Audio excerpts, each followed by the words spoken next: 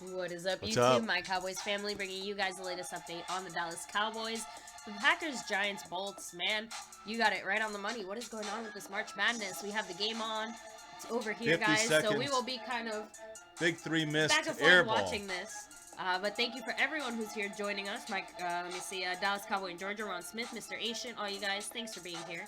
Make sure to hit like, make sure to sub it up if you haven't already, and of course, hit that notification bell if you're new. Go ahead and follow us on Twitter as well, guys. We always post when we're going live. Unfortunately, fiance and I are both dealing with a little bit of a cold right now. Worst time. Worst timing, right when we're about to travel. Gotta roll with it, guys. International. And we do have quite a bit of Cowboy news, Cowboy things to talk about today, as always.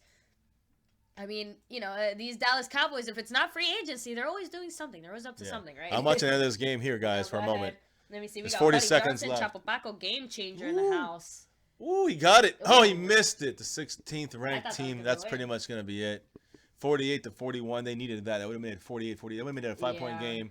That pretty much ends the Cinderella, the ultra Cinderella season. Yeah, That was crazy. Saw the air leave them there for a second. That's it. It's pretty much over. They have to miss a lot of free throws, and then they're gonna have to make the other teams have to miss a lot of free throws, and they're gonna have to make a lot of threes. That's too bad. Kansas State's gonna move on probably.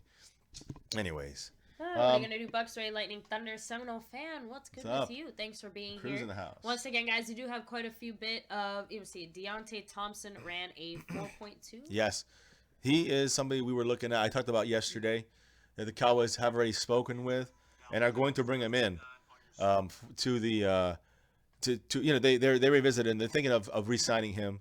There's a couple other guys as well we're going to talk about today, guys. And if give me a minute here as this That game did not kind of look like a college-aged player, that's for sure. well he made looked he older made than 2 free you. throws there. Oh no, not him. Someone on Oh, the okay. bench, but still, definitely did not look Well, like. guys, this is college-aged it for player, them. This is so. their last real. He just finger roll that missed it. No, Boom. thanks, Ron Smith. Had it for a while again, and once the season starts, I'll be wearing my Zeke earrings again, and hopefully, let's see what other kinds of Cowboy stuff we can get. And Cowboys Abroad, what's up? Thanks What's for up, being Cowboys here, man. Abroad? And again, actually, kind of a side note, Cowboys Abroad out there, putting in his work, doing his thing all the way out in Japan, and now Cowboys family. Yes. Going international, going abroad as well. Yeah, guys, Kind of like Cowboys Abroad. we'll now. definitely be going going abroad Yes. with MCF and my Cowboys family. We'll do what we can do, guys. This is a special trip, so we're going to make sure we kind of keep football and everything out of it, but knowing us can't guys, help that it. we can't help it. So Yeah. we'll definitely be checking in throughout this week. So definitely sure. make sure to, like I said, hit that notification bell so you don't miss when we go live or when we post a video, depending on what we're able to do with the Wi-Fi we have available to yeah. us. And guys, as you see below, the crew we hang with, guys, Space Cowboy sub it 7 up, guys. sub up, Space Cowboy 17, Dallas Cowboy Football News, Dallas Cowboy Fan 1980, Cowboys Legend 27, and who's the DJ Crown J. Of course, fifth quarter Cowboys. Yeah, fifth quarter Cowboys guys gonna drop something. James, I'm hearing something's gonna drop tomorrow, maybe, so you might want to check out there Yeah, and guys, sub up definitely, ASAP. like I said, not just sub up, hit that notification bell for all Yes. those guys. You don't want to miss when we're live, when we're posting things. It's this whole Cowboys crew we got out here. We're putting out some great stuff. And our leader right now here, down below, last week's winner, Art 87. We're thinking of maybe doing something with him. We've got Cowboy X Factor, who's won recently. Something, you know what I'm saying? We're talking with some people. We might do something special with some of these guys that have won the weekly donation leaderboard. Right now, Space Cowboys in first place, and he's the stream boss.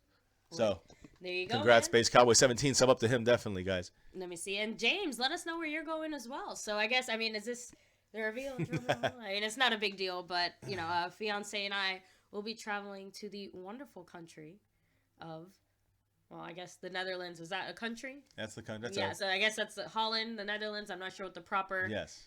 term for it is, but we will be in the Netherlands Yes. for 8 days. So very awesome, very lovely, Yes, very cold. Well, yeah. I'm not a High fan of 40s. the cold. I'm not a fan of the cold, guys. So we'll see how this goes, but it's going to be very romantic. Yes. I'm very excited. Yes, guys. So this is the finale Yeah, live stream Dallas Cowboy for Fan 1980 a week in or the so. house. Woo. What's up? Make sure you are sub we really up. the only team that didn't? So did the Steelers sign a free agent? Yes, they signed. They They did? re-signed somebody. So Officially, we're legitimately the only team that hasn't signed a single free an agent, actual. like not one. Well, I think now officially we actually might have. Oh, And technically, and, with, and, now, and, now, and now here's the thing. I want to discuss a couple of things, guys. First and foremost, let's get it out of the way. We got 18, 20 of you guys in here. Make sure you hit that like. We're gonna bring you some news here, and I want to do some discussion as well. To me, this is huge news. In many different fronts, as big as we're gonna get as of right now in this day 5 of the free agency frenzy. So first and foremost, we did re-sign long snapper LP Lasador. Now we knew that this would probably happen, but he's more important than anybody out there thinks. Number 91, long snapper, kind of like the 8th string tight end. He will be the special. Basically, him, Dan Bailey, and Chris Jones have been together for 8 years. All 3 of them. Now, when you look at just him on his own, this is his 14th season. Again, guys, 14 years with the Dallas Cowboys. This is a true Cowboy right here. Listen to this. Only Jason Witten, Ed Too-Tall Jones, Bill Bates, and Mark Tuiene are the only people that have been with the Cowboys, sporting that star right there, longer than LP Lasador. So just keep that in mind. Don't ever overlook that long snapper. And he's been fantastic, whether it's punts, whether it's extra points, whether it's field goals. That man has been on target. So whatever, I don't have numbers on what they're going to pay him, but it's probably about 1.1, 1.5 mil at most, maybe even 1 million. That's about where we're going to see him at there. So much love to him, staying on the Cowboys. That's one of the guys in our video you see us saying we have to sign. You know, we got him. We got him back. Now, there is a bunch of information out there. It's starting to leak about our linebacker situation and free agents. And there's one name that keeps coming out. And we mentioned him a couple days ago, Navarro Bowman. All right. Now, he went last year when he went from the 49ers to the Raiders. We made a move on him. We made a move. It was October 14th, actually, to be specific. And the Cowboys, they were trying to make a deal to get him and basically sign him. He opted in staying in California near his family, and staying there with the Raiders. Now he's a free agent. And I said this at the beginning of the season. I said this at the beginning of the off season. I said this a couple days ago. And Navarro Bowman now, a source. This is through Mike Fisher. A source close to Navarro Bowman says that the Cowboys like him and they've contacted him. But Dallas yet is still prioritizing things because right now, yes, we talked about Navarro Bowman. Cowboys they're going to contact him and then see what they're going to, see if there's a deal in the makings. Will he leave California? I don't know. But I just know that the Cowboys are interested in Navarro Bowman, which is a good sign. I think he'd be a good depth linebacker. He wasn't too expensive last year for the Raiders when they signed him. Let's see if Jerry Jones can get him for something else. I mean, here's the thing, though. Last year he said it wasn't necessarily about the money, but the fact that he wanted to keep his family in California. He wanted to stay, close. Oakland wasn't too far. So, I mean, I guess it's a little different now that it's the off season because before it was kind of a little more in the middle of the season, right? So yeah, it was mid-season. So I could see why he didn't want to uproot his family then. But I mean, every football player kind of knows that sometimes these moves happen. You have to move with your family, things like that. So hopefully he's more open to it now if the Cowboys are seriously interested in him this time. Yeah, no, for sure, and that's something that we're gonna be tracking for sure, even internationally. So Joseph, we're Cowboy fans. We're ready for the pain every day. We live with this pain. We're used to it. 22 years of pain. We're used to it. Oh. Again, we can't really say that, but the Eagles were really used to it, so they just got a taste of what it's like. Exactly. So now the real pain comes, Eagle fans, because the next one's coming in another 100 years. So sorry. Now the Cowboys, of course, we know that they cut Elano Skandrick. He's a designated June 1st cut, which means that he can still visit any team he wants. He just can't officially sign one. He can have a contract ready to go. Even the ink can be dry, but the date. Oh, I guess it can't. But as soon as that date is put on it, he can do it June 1st. And right now, by doing post June 1st, this helps the Cowboys. Now instead of just saving 1.4 million, we're saving 3 million on the salary cap. That is fantastic. The unfortunate part is next season he will count against us for about 1.6 million. But in the end, I think that we're gonna have much more money to spend next year in free agency. So I think then we're gonna see ourselves be able to absorb a $1.6 million hit from Skandrick when we're saving that same amount this season on the salary cap. It's getting moved over to next year, basically. It's helpful, and it's post June 1st. That's the best we can do. So that's a good thing for us this season. And this is some of this stuff I'm going to go back when I kind of go through all the news, but I want to go to the offensive line, which I think is the talk of the day. All right, and I think that is that's the big deal. Now let's start with the lesser known guy, Marcus Martin, 24 years old. I mentioned him on the roundtable yesterday, along with the receiver you guys mentioned earlier from the Bears and Bills. This guy here, he's 24 years old. He's a 4-year veteran, Marcus Martin. All right. He's been a full-time starter in the NFL, versatile interior lineman. He plays guard and can play center. So that puts Joe Looney, on notice, if you know what I mean. So that's something we can make a move. I was going to say, it's not the worst thing in the world. It's not like Looney adds that much value to our... He doesn't, but he's the only real backup center we have. Jonathan Cooper might not be re-signed if we sign Marcus Martin, and he plays guard. So if you're looking at the way the line is right now, we know Travis Frederick is the center. I mean, just Joe Looney's the backup. Maybe this guy could run as a double. If we need him in a pinch, he could run at center. If we get rid of Looney. Then you got Zach Martin on the right. You got Tyron Smith all the way in the left tackle. And then next to him, you have La'el Collins. Now, that's a lot of the discussion is revolving around what's going to happen there. You have a guard right now. If you get Marcus Martin in there, he's the guard right now, right? Assuming we sign him. We don't know. He's just visiting. So we don't have it set away yet. Just said Martin also has some experience at T. So here's my question. He's very versatile. Baby. Since you know more about this, we have Jonathan Cooper. And again, I know he didn't do fantastic. I know since Leary's left, it's been hurting. But why are we going to keep Chaz Green, get rid of Cooper, even if we sign Martin? I mean, it just something about this just isn't quite computing. Well, I think that is it money? I'm going to tell you what I think they're going to do, and I'm going to just throw out some stuff. I think they might. Look, if we get this guy, I don't know if we re-sign Cooper, but there's still something that's happening. And baby, I know you. She's a little been busy. We've been very busy. But definitely, been packing, getting ready for our trip tomorrow, guys. So can you imagine? I have a lot more to pack. I can't. I can't. We both have a lot to pack, guys, but kind of got my stuff. We just kind of get it done. Women, a little longer sometimes. I suffer from the cold, guys. I have to pack like 3 layers for every day. So what's up, Steve in the house? Wish it was already football season with $1.99 holla. Hey, you creeping up, man. You and me both. All this off-season talk just gets me excited for the draft. For sure. Because the draft is always fun.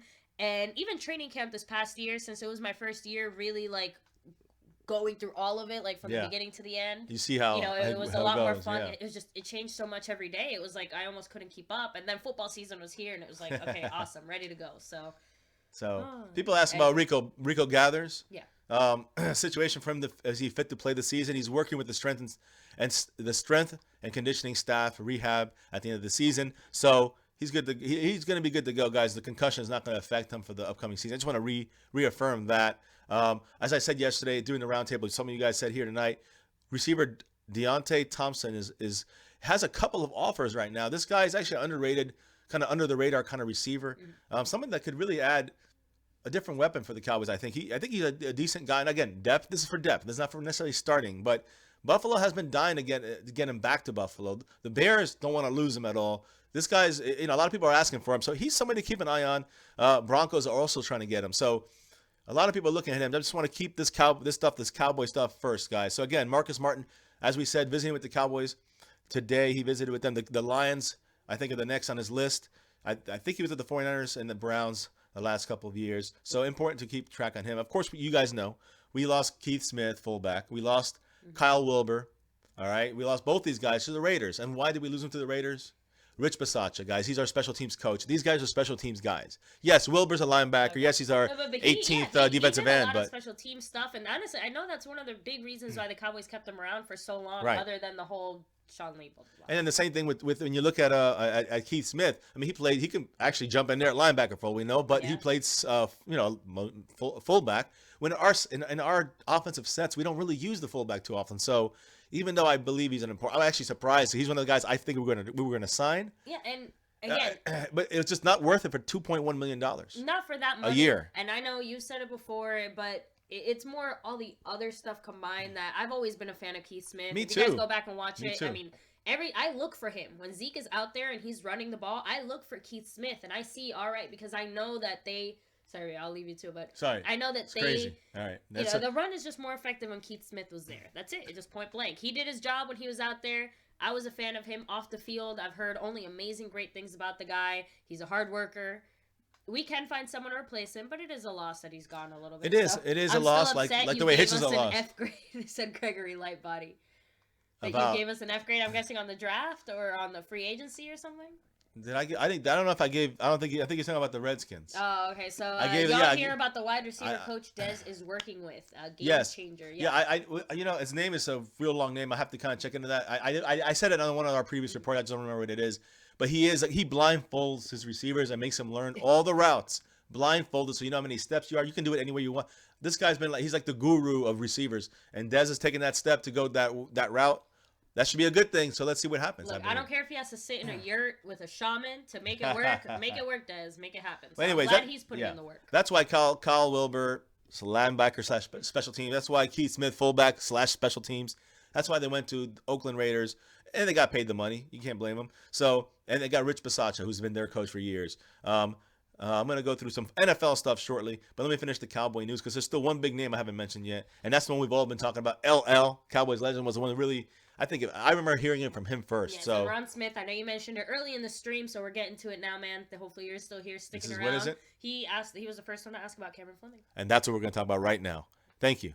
Cameron Flemming, guys. So here's the deal. This was yesterday, scheduling to meet with him.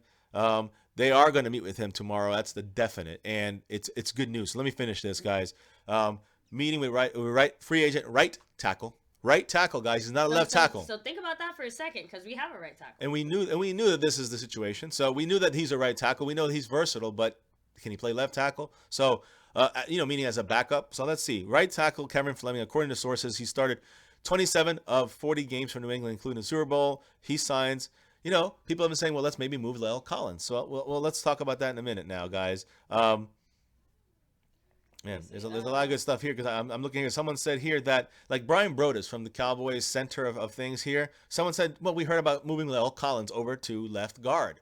That's his original position, La'el Collins. Yeah. That's that. He just started learning the right tackle a while ago. This preseason, right? Or Right. this summer? Yeah, the offseason. Yeah, training camp. That's when he started doing right tackle the first time in his career, and he was doing damn good at it. Now, we don't want to stunt his growth. We don't want to move him around, but that's an option the Cowboys are thinking about. Although Brian Broaddus said that there were some rumors about that. It's just speculation as far as with a draft situation. But we're not really sure if Cameron Flemming would create that same issue with the Cowboys. Someone who's been more proven with a team that's made it to the Super Bowl, won it with the Super Bowl, 1 year. Yeah. So now in the Cowboys, not really defense, but kind of counterpoint to that, they've stated several times this past year they have no intention of moving him back to left guard. They're, that he's the right tackle. They don't want to move him. They like where he's at there. But that was this past year with all the other issues we had. Right. Now it's the offseason. Well, let's see, because here's some more information coming out. So, and it's important to mix in Cameron Flemming with this Marcus Martin guy from the guard center. Brian Broaddus broke down some film on him when he was with Cleveland, and he said that he would not sleep on him as a possible piece if available. So a piece that can be moved in there, guys. And with Cameron Flemming, who is definitely a proven commodity, all right? If you can't get a guard in the draft, okay, and this is why I said in its title, draft kind of changes now. It's altered. Well, it definitely lets us focus on different things. Right, and that's the thing is that now do you okay, so let me put it this way, guys. I'll give you a second real quick so I can read these last two comments. Go ahead. Let me see. So Game Changer said Flemming guy is pretty good.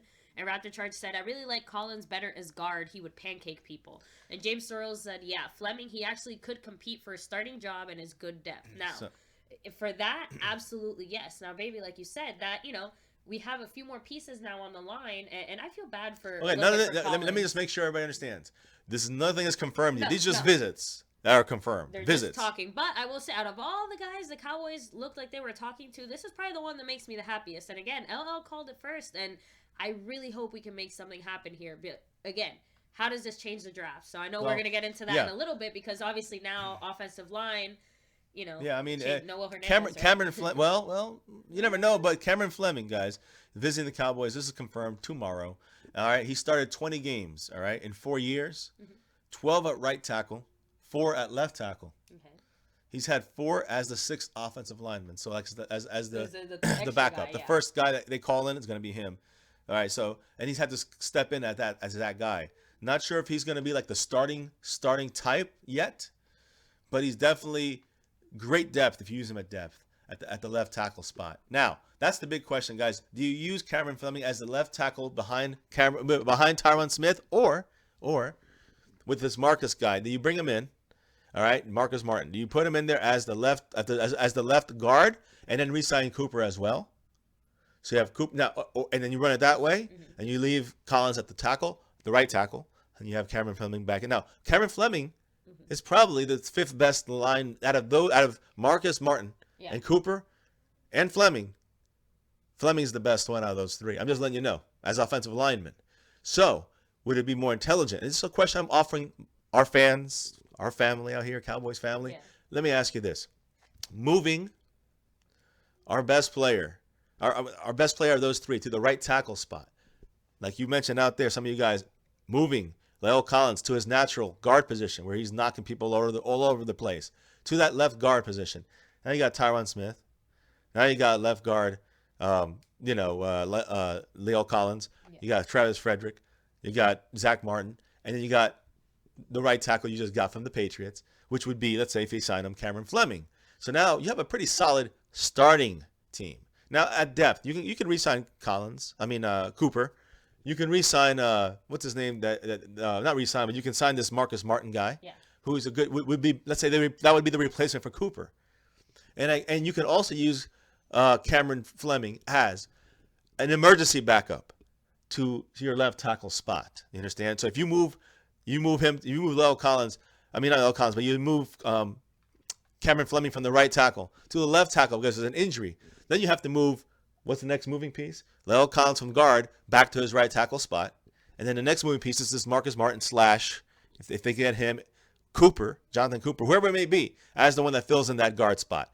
That's just looking at it from depth-wise, what you can do with Cameron Flemming, moving him from right tackle to left tackle, which or just use him as depth. That's the other option.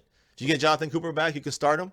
Now you have someone as a clear-cut backup to Tyron Smith, even though he's still a right tackle.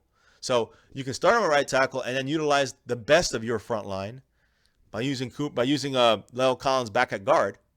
And if there's anything that occurs to Tyron Smith, even if you have a rookie, even have like Brandon Parker drafted as a developmental guy at left tackle, you can still he'll be the third stringer because the backup will be Cameron Flemming. He just move over there, and then the backup right tackle would be La'el Collins, and the backup guard is where we have to solidify now. So, and I'm not talking about backup. I'm talking about like a backup guard, but we're not talking about Will Hernandez. We're not talking about someone that high. So that's what the Cameron Flemming deal could do to this team if we move Collins back to the left guard. Just something to think about. Definitely adds a little depth at the same time, but we have to solidify that guard spot if we're going to do that kind of movement. Because then Flemming has to jump over to Tyron Smith. Now you have an opening at right tackle. When you move La'el Collins, it's not his natural position, so he might have a little rust in that spot if he has to jump in there. And then you have to find that guard position. Now, Cooper or Marcus Martin. I'm not a fan of moving La'el Collins again. I think that he finally is settling in. I think that he looked so much worse this year because of the rest of our and he wasn't that bad. Struggles. He wasn't bad. When you really looked at him he was specifically, good. He did a great job. So 5 months of playing. I know someone said it in here too that they miss him at left guard because he was just running over people, just taking over. So I'm kind of torn. I want to play to his strengths.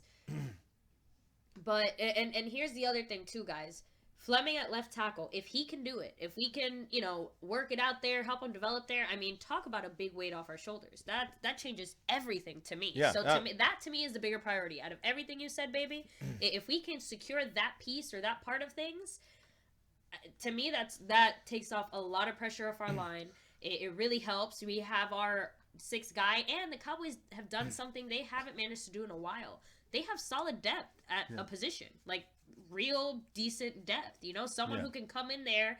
Yeah, he's not going to play the same, but it's not going to be a Chaz Green. It's not going to be a Nolan Carroll or that's the important part of this. I don't know. We know. Listen, so I'm looking at some things here. Yeah. Hello Newman says got to rate that Cameron Flemming gets an average rating. True, but he'd be a backup to the left tackle. At the right tackle, he from what I've seen, he looks damn good from what I've seen. He's done a lot of things out there at the right tackle for Tom Brady and for the New England Patriots that, is definitely something that I think is a more than manageable situation at the right tackle. And look, If he's failing, if he's not doing well, then you move him over to your back. But that's what I'm saying. Let's say Cameron Fleming cannot earn that right tackle spot for whatever the reason. We got to put La'el Collins back over there. Fine. So we have Cameron Fleming as a backup left tackle, Tyron Smith for 3 or 4 games a season. So I think Cameron Fleming can easily handle that. I hope so, and definitely nothing compared to Chaz Green or Byron Bell. So you look at that, it solidifies whether it's the right tackle spot or the backup left tackle. The versatility, I mean, is fantastic, and then you can also then opens things up when you move things to play around. Right, and La'el Collins is a natural guard. So if you have him playing the right tackle and developing the way he's been doing, that'd be great if he can continue doing that. I would want that. But I do feel like even if we put him back at guard, it's going to be just like right tackle. It's going to take him a little while to remember how to be a guard again. And kind of that's his natural position. I think that he would have an easier time getting back to that. For that time the first game comes, he'll be ready to roll. Look, I'm sure he's a consummate professional. Like you said, it does come naturally to him. But he busted his butt so hard to get that hand placed. I remember Brad has spent like 2 months talking so much crap about La'el Collins, saying he didn't have his feet right. He wasn't placing his hands right. His technique was horrible. And again, not saying he was perfect. Dude blew every expectation out of whatever the Cowboys saw in him. That's what I wish I knew who it was that saw these things in Dallas Cowboys. The same person who says they see Rico as this great, amazing tight end. I want to know who it is that sees that, because I want to see it too. Well, I didn't see La'el Collins until he went out there. Right. We still haven't seen Rico yet, but I know all of us Cowboy fans are all very apprehensive. Space Cowboy 17 said in the roundtable yesterday too that, the Cowboys should still look at some insurance in case the Rico gamble doesn't pay off. They're taking a big risk on all this raw talent. Yeah. So I agree. Back to our focus. I want to know who sees these things in the Dallas Cowboys. Well, there's a lot of scouts and stuff. Will McClay, Stephen Jones, Jerry Jones, they're the ones that kind of finalize things. I see what they're saying here on some of the comments. Darryl O need to draft an offensive lineman, and I agree with that. I just don't know where do you go with that. Do you go with Will Hernandez now, and then what happens to then La'el? That's great. That means Cameron Fleming's your backup at all positions there, right and left tackle. Again, that's what I'm trying to say. You can still do something like that. You can still work something like that out, but in the end, if they get these two guys, Cameron Fleming and Marcus Martin, you're seeing what the Cowboys are trying to do with their pieces on that front line. So it looks like, maybe this guy's replacing Jonathan Cooper, whether as a starter and leaving La'el Collins out there and using Cameron Fleming as a backup. That's option A. Option B, which is utilize probably the best of your talents. We're assuming this going by Cameron Fleming as a starter, but he would be moved over to the right tackle spot, which is his natural position, and you move La'el Collins back to his natural position, which is the left guard. Anything happens to Tyron Smith, you move right tackle Cameron Fleming over to the left tackle spot, hoping that he would be better than any Chaz Green or Byron Bell, anything we saw this past season. Well, and then you have to move La'el Collins over to the right tackle, and then you need that backup, this Marcus Martin guy, if he signed, or Jonathan Cooper, if he signed, to be the guy who steps up in that place. You can't rely on Chaz Green to be the backup there. So that's kind of the puzzle, the way it breaks down. If you sign both these guys, you can see how it really helps our offensive line. Now, if you add into the mix a Will Hernandez, Isaiah Wynn, or even Braden Smith, I think that's where you really see the Cowboys are going to go with this Marcus Martin guy as a backup, leave La'el Collins at right tackle, and they're going to use Cameron Fleming as a versatile swing tackle backup depth. They're not. I almost said about. They're not going to mess up.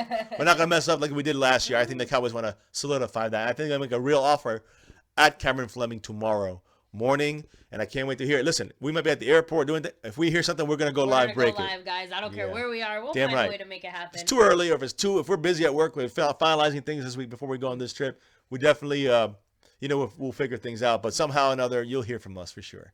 Now, guys, won't be like this though. But the chat seems to be a little split. I see a few of you guys saying no more offensive linemen first round, and I see a handful of you guys saying, we still should get a lineman in the first round. We should still get, I disagree. I agree with the first round not going lineman, especially now if we start. If with all these moves we're making, I say go safety. There's two guys you grab without question. You lost Hitchens. If Roquan Smith is there, you grab him. If Derwin James is there, you grab him. They both won't be there. But if one of those two guys, you get him. If they're not there, Will Hernandez is there, Vita Vea is there, NO says no. You got to go down. You trade down in the draft. You get yourself another second. I'm telling you, that's a lot of people would love that pick. So now you open yourself up to get Isaiah Wynn. If you want to go with that guard, you can still grab him. You could get Braden Smith. Yeah. You get him in the second round, somewhere in your regular second round pick, and you got another second round. You could go James Baker, linebacker, if you didn't get one. If you didn't get Roquan, you had to trade down. with your first pick, you can maybe get, who knows if Tremaine Edmonds would be available at linebacker if you trade down a couple spots and he's still there. There's a lot of things that can happen, guys. We can still gain another pick and a high one, a third or a second, and then get our safety. We don't get Derwin James, we get Deshaun Elliott in the third. Yeah, there's a lot of options. So the depth, Derwin James still right? There, but there's and that's the thing. That's the depth issue. That's why it's so important. The guards, they're gone in the first 2 rounds. That's it. No more starting guards. You can't really. You're gonna get all developmental stuff. More Chaz Greens. Which can't mess with you that. can get a developmental guy if he sign pans a out. guy like Cameron Fleming and make sure if you really wanted to. You gotta. Just saying. What I'm saying is that's my point. Is if they get these 2 guys, Cameron Fleming and the guard tackle depth guy Marcus Martin. I mean, what you're saying is that you're not really going to focus the first round pick, or maybe even the second round pick on a starting offensive guard.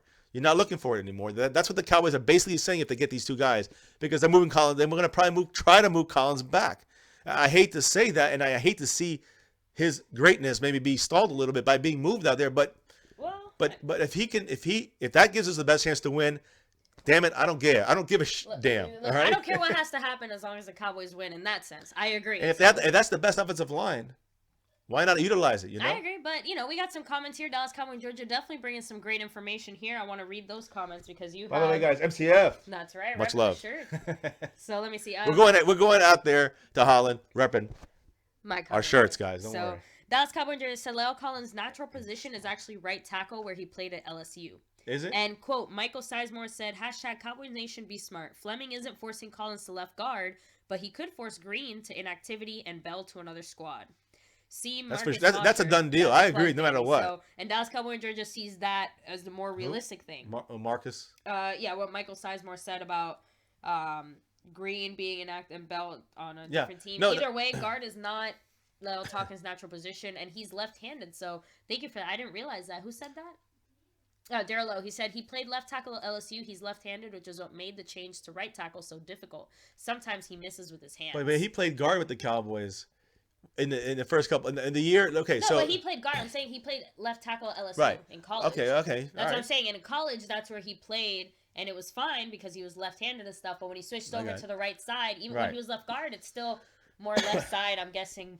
Still his dominant side. Yeah, exactly. Yeah, that's what I'm trying to say. So again, if we move him to left guard, it might naturally make him better just because he's more dominant with his left side. He's left-handed. And again, he learned his right side very well. He learned how to do the right, the right side. What do you call it? He learned how to do the. Hold on a second, guys. He learned how to go back to the right side, right tackle, or not back to it, but learn that side last year. Before that, he was a left guard at the Cowboys. And in college, like you said, and I apologize, I didn't know. He was a left tackle. So he's not going to be a left tackle on the Cowboys. Yeah. But left guard, he showed great play at the left guard spot. You can watch the videos all day of him pancaking 2 Seattle Seahawks players. But you know what, guys? Let us know in the chat. Do you guys think he makes a better right tackle, or do you guys think he makes a better left guard? We have a few. Let me see. So James Searles, you say that he makes a better right tackle. Dallas Cowboy just says that he makes a better right tackle. Mm-hmm. Dallas Cowboy Football News. What's up, man? Thanks for being here. You agree with Dallas Cowboy in Georgia. You think he makes a better right tackle. So, I'm going to agree as well, just because, again, I will personally admit I've never seen him as much. I've never been as into the Cowboys when he was a left guard. I didn't get to see him at his best doing what he does. I've seen him more right tackle. Right. I'm going off of that, but even with all those things, I got to see like the beginning of his development as a right tackle, and I can't. I don't have any complaints. He's doing his job. He's doing it well. He's not the problem on our line. And the one thing I want to make sure everyone knows that I actually want him at the right tackle first and foremost. But his improvement is unbelievable, and to me, he's just going to get better. He's going to be a Pro Bowl right tackle. So, what I'm trying to say is, if you want to get your best 5 out there, would Marcus Martin be the guy to be the 5th out there if he has to start at right tackle? I mean, at right guard. Left guard. I'm sorry. I'm going crazy. It's all right, guys. We got lots of directions here. A lot of guards, a lot of lefts, a lot of rights. But yeah, it's just, to me, it's too early to tell. I want to see a little bit more what happens with these talks with Flemming, because that'll give me a more clear idea on what the Cowboys might do then. Either way, like I said, guys, Flemming is a big get, because no matter what, we got to find someone to back up that left tackle. He doesn't rule out any of these other guys, and I still can't believe I'm saying this, but it also doesn't rule out the Cowboys going offensive lineman at any point in the draft or somewhere there. So long snapper LP's back. Yes. So hey man, Cowboys X Factor. Don't worry about it. We're all about Cowboys family here. Yes.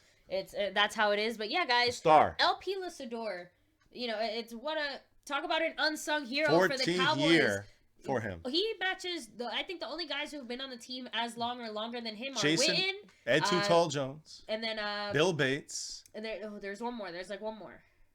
Yeah, I have to look again. But I have it in there somewhere. I'm not sure, There's guys. like But 4 either way, players guys, there, there's not too many Cowboys that have been Cowboys that long. I mean, consistent, does his job.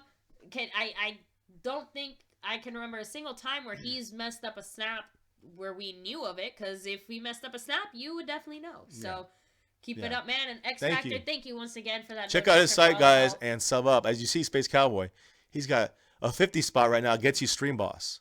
Boom. That's right. What's up, guys? And again, remember, we're at the end of the week, so Space Cowboy is still leading. X Factor, though, let me see. Yeah, Kevin Bilbo makes a good point. Remember, Getting closer. Leary was an undrafted free agent. We can get a guard in the later rounds. And also, I think Daryl Lowe, someone said he couldn't get his job back. Leary kept his job over La'el Collins, trying to get it back after he got hurt in Chicago I think it was a Monday Night Football game with Dak and Zeke, and I think Dez got hurt in that game as well. That's when you saw the issue happen when La'el Collins was lost for a while with that turf toe, whatever happened, and then that was that dumb injury. He was out for like a while. And Leary held it down, and then when he was, what the heck is turf toe? How is it this bad? Even when he came back, he could not really. Leary was to me was more. It was that he got beat out, but also was more. He was already. Offensive line is a thing. You need to all be in tune with each other. By that point, Leary was really embedded into that, So I think that's partially that too. I don't think it's just that he lost his job to him or he couldn't get it back. I think that he just, when you're rolling with the squad the way that same thing. If you see, I guarantee you that if you see La'el Collins playing right guard from training camp on into the season, I think you'll see him be much improved than I think what you guys are giving him credit for. At the same time, again, if you want to add Flemming, if he's our 5th best lineman, then that would be the way to go. If you can get somebody in there like a Will Hernandez or Isaiah Wynn, like I said, trading down. If Derwin James and Roquan Smith are not there, then I would definitely get an Isaiah Wynn or Brandon Smith. Yeah. If Hernandez is there trading down and he's still there, I'd get definitely. But trade down, get another 2nd or 3rd round pick by trading down 5. You get another 3rd. You try on 10. You get another. You said you're getting a 2nd instead. So. If you do that, you can then get Isaiah Wynn if Will Hernandez is gone. You can get Isaiah Wynn, and then you can get yourself a James Baker to play that strong side linebacker. You don't want Damon Wilson playing that. You want James Baker, so Malik Jefferson in there. You got that's a second. That could be the other 2nd round. That's one of your 2nd round picks there. Yeah. You can use the other one for if Davenport drops. The earlier pick you get from the other team. We're assuming. If it's not, you get another 3rd. I mean, you get Deshaun Elliott. That's a safety. So I'm just saying you build this team this way, and if you put that guard on there, you got Cameron Flemming as a solid. Cameron Flemming is a solid backup tackle, versatile swing tackle. That's for definite, and I think that is important. Now, and Marcus Martin. I'm just gonna finish with him. Marcus Martin, guard center. To me, saying he would be good depth. That's what I don't know much else about him, but they're saying they see good things from him. Still, he seems to me a good depth, not really a starter type. So we'll see what happens. So go ahead. Sorry, Raptor Charge said I don't want EDP as guard. I'm sorry, I can't help my laughter. You guys crack me up here, but I have a few comments here. Daryl O said harder to find a tackle than a guard. Keep Collins at tackle. Brad Baker said, I think Will McClay is going to work some magic late in the draft knowing we have all these picks. I said, hopefully. And someone said earlier that it's in Dallas. I think they said make a big splash. I think Chaz J said that. Yes, Jerry Jones would definitely, we've been saying that for a while. Jerry Jones would love to make a big splash with a player, maybe trading up or just maybe trading down. I don't know. We'll see. So let me see. So Kevin Leary was undrafted because he has degenerative cartilage in his knees. He was rated as a 1st-round talent. So that I didn't know. Yeah. Let me see. Lucidor is better than Brady. Thanks, football nerd. Football nerd. And let me see. He'd be winded after 2 plays. No, he'd just take. What was that movie? About the football player. Sandra Bullock was in it. Blindside or something. Blindside. Where I think it was in that movie where. No, you know what it was? No, I'm sorry. It was that Wildcats movie where they had one of the kids, one of the linemen. Instead of actually doing his job, he just stepped to the side and let everybody through unless he was getting paid. When the team started paying him, he started doing his job. That's what EDP would do. He just moved to the side and let all the Eagles through. Oh, just kidding, guys. Anyway, let's go ahead and keep it moving to the Yeah. rest of the So, general guys, news yeah. other than the Cowboys. The NFL news. I'm going to roll through this as fast as I possibly can. So bear with me, guys. Here we go. So Cordell Patterson, guys, you guys know he's a receiver, but also a return man, and that's the specialty there. The Patriots signed him, okay, from the Raiders. Cordell Patterson has 153 kickoff returns for 4,613 yards and 5 touchdowns. The Patriots' primary kickoff returner in 2017 was Deion Lewis. Now he's with the Tennessee Titans. So that's one of the main reasons the New England Patriots got Cordell Patterson. They basically, the Patriots traded for Cordell Patterson while swapping a 5th-round pick for the Raiders' 6th-round pick. So there you go. So they get the Raiders 6th, and the Raiders get the Patriots 5th, and the Patriots get Cordell Patterson. Steelers signed former Colts free agent linebacker John Bostic. All right. I wanted to say about David Irving, guys. I didn't want to forget about him for a second. Sorry, that's the guy we were forgetting. Mark Tuinei? Tuinei. Yeah. That's the other guy who's been with the Cowboys. Yes, that's right. As long as thank you, X Factor. Thank you. There you go. Now, franchise tag David Irving next year. People are saying, if we franchise tag David Irving next season, it'd be over $14 million to franchise tag. I just want to let you guys know in case we do go for that. We probably would have the money, but I'm just letting you know. Franchise tag with David Irving next season, about $14 million. Ooh, you just gave me an idea. What if we do next year what you said you want to do with the trade him this year? Franchise tag him, trade him, get stuff out of him. You know, if the as Browns long give us something as for long him. as we sign DeMarcus Lawrence for long term, we can't lose both of them. Yeah, we got to keep one. So, Yeah, I say keep the cheaper one, but that's just me. Another guy in free agency I've been looking at, and I've been hoping the Cowboys get in there. And again, people say it's because of the protest, but they're looking at Bowman. They looked at other guys that have been part of the protest, and Earl Thomas was part of it too. So, Eric Reed from the 49ers. Okay, I know a lot of guys, other YouTubers, been talking about him too. He's a good player. Somebody that I think we could definitely use, especially if we get a safety like a Deshaun Elliott. We're bringing an Eric Reed in there.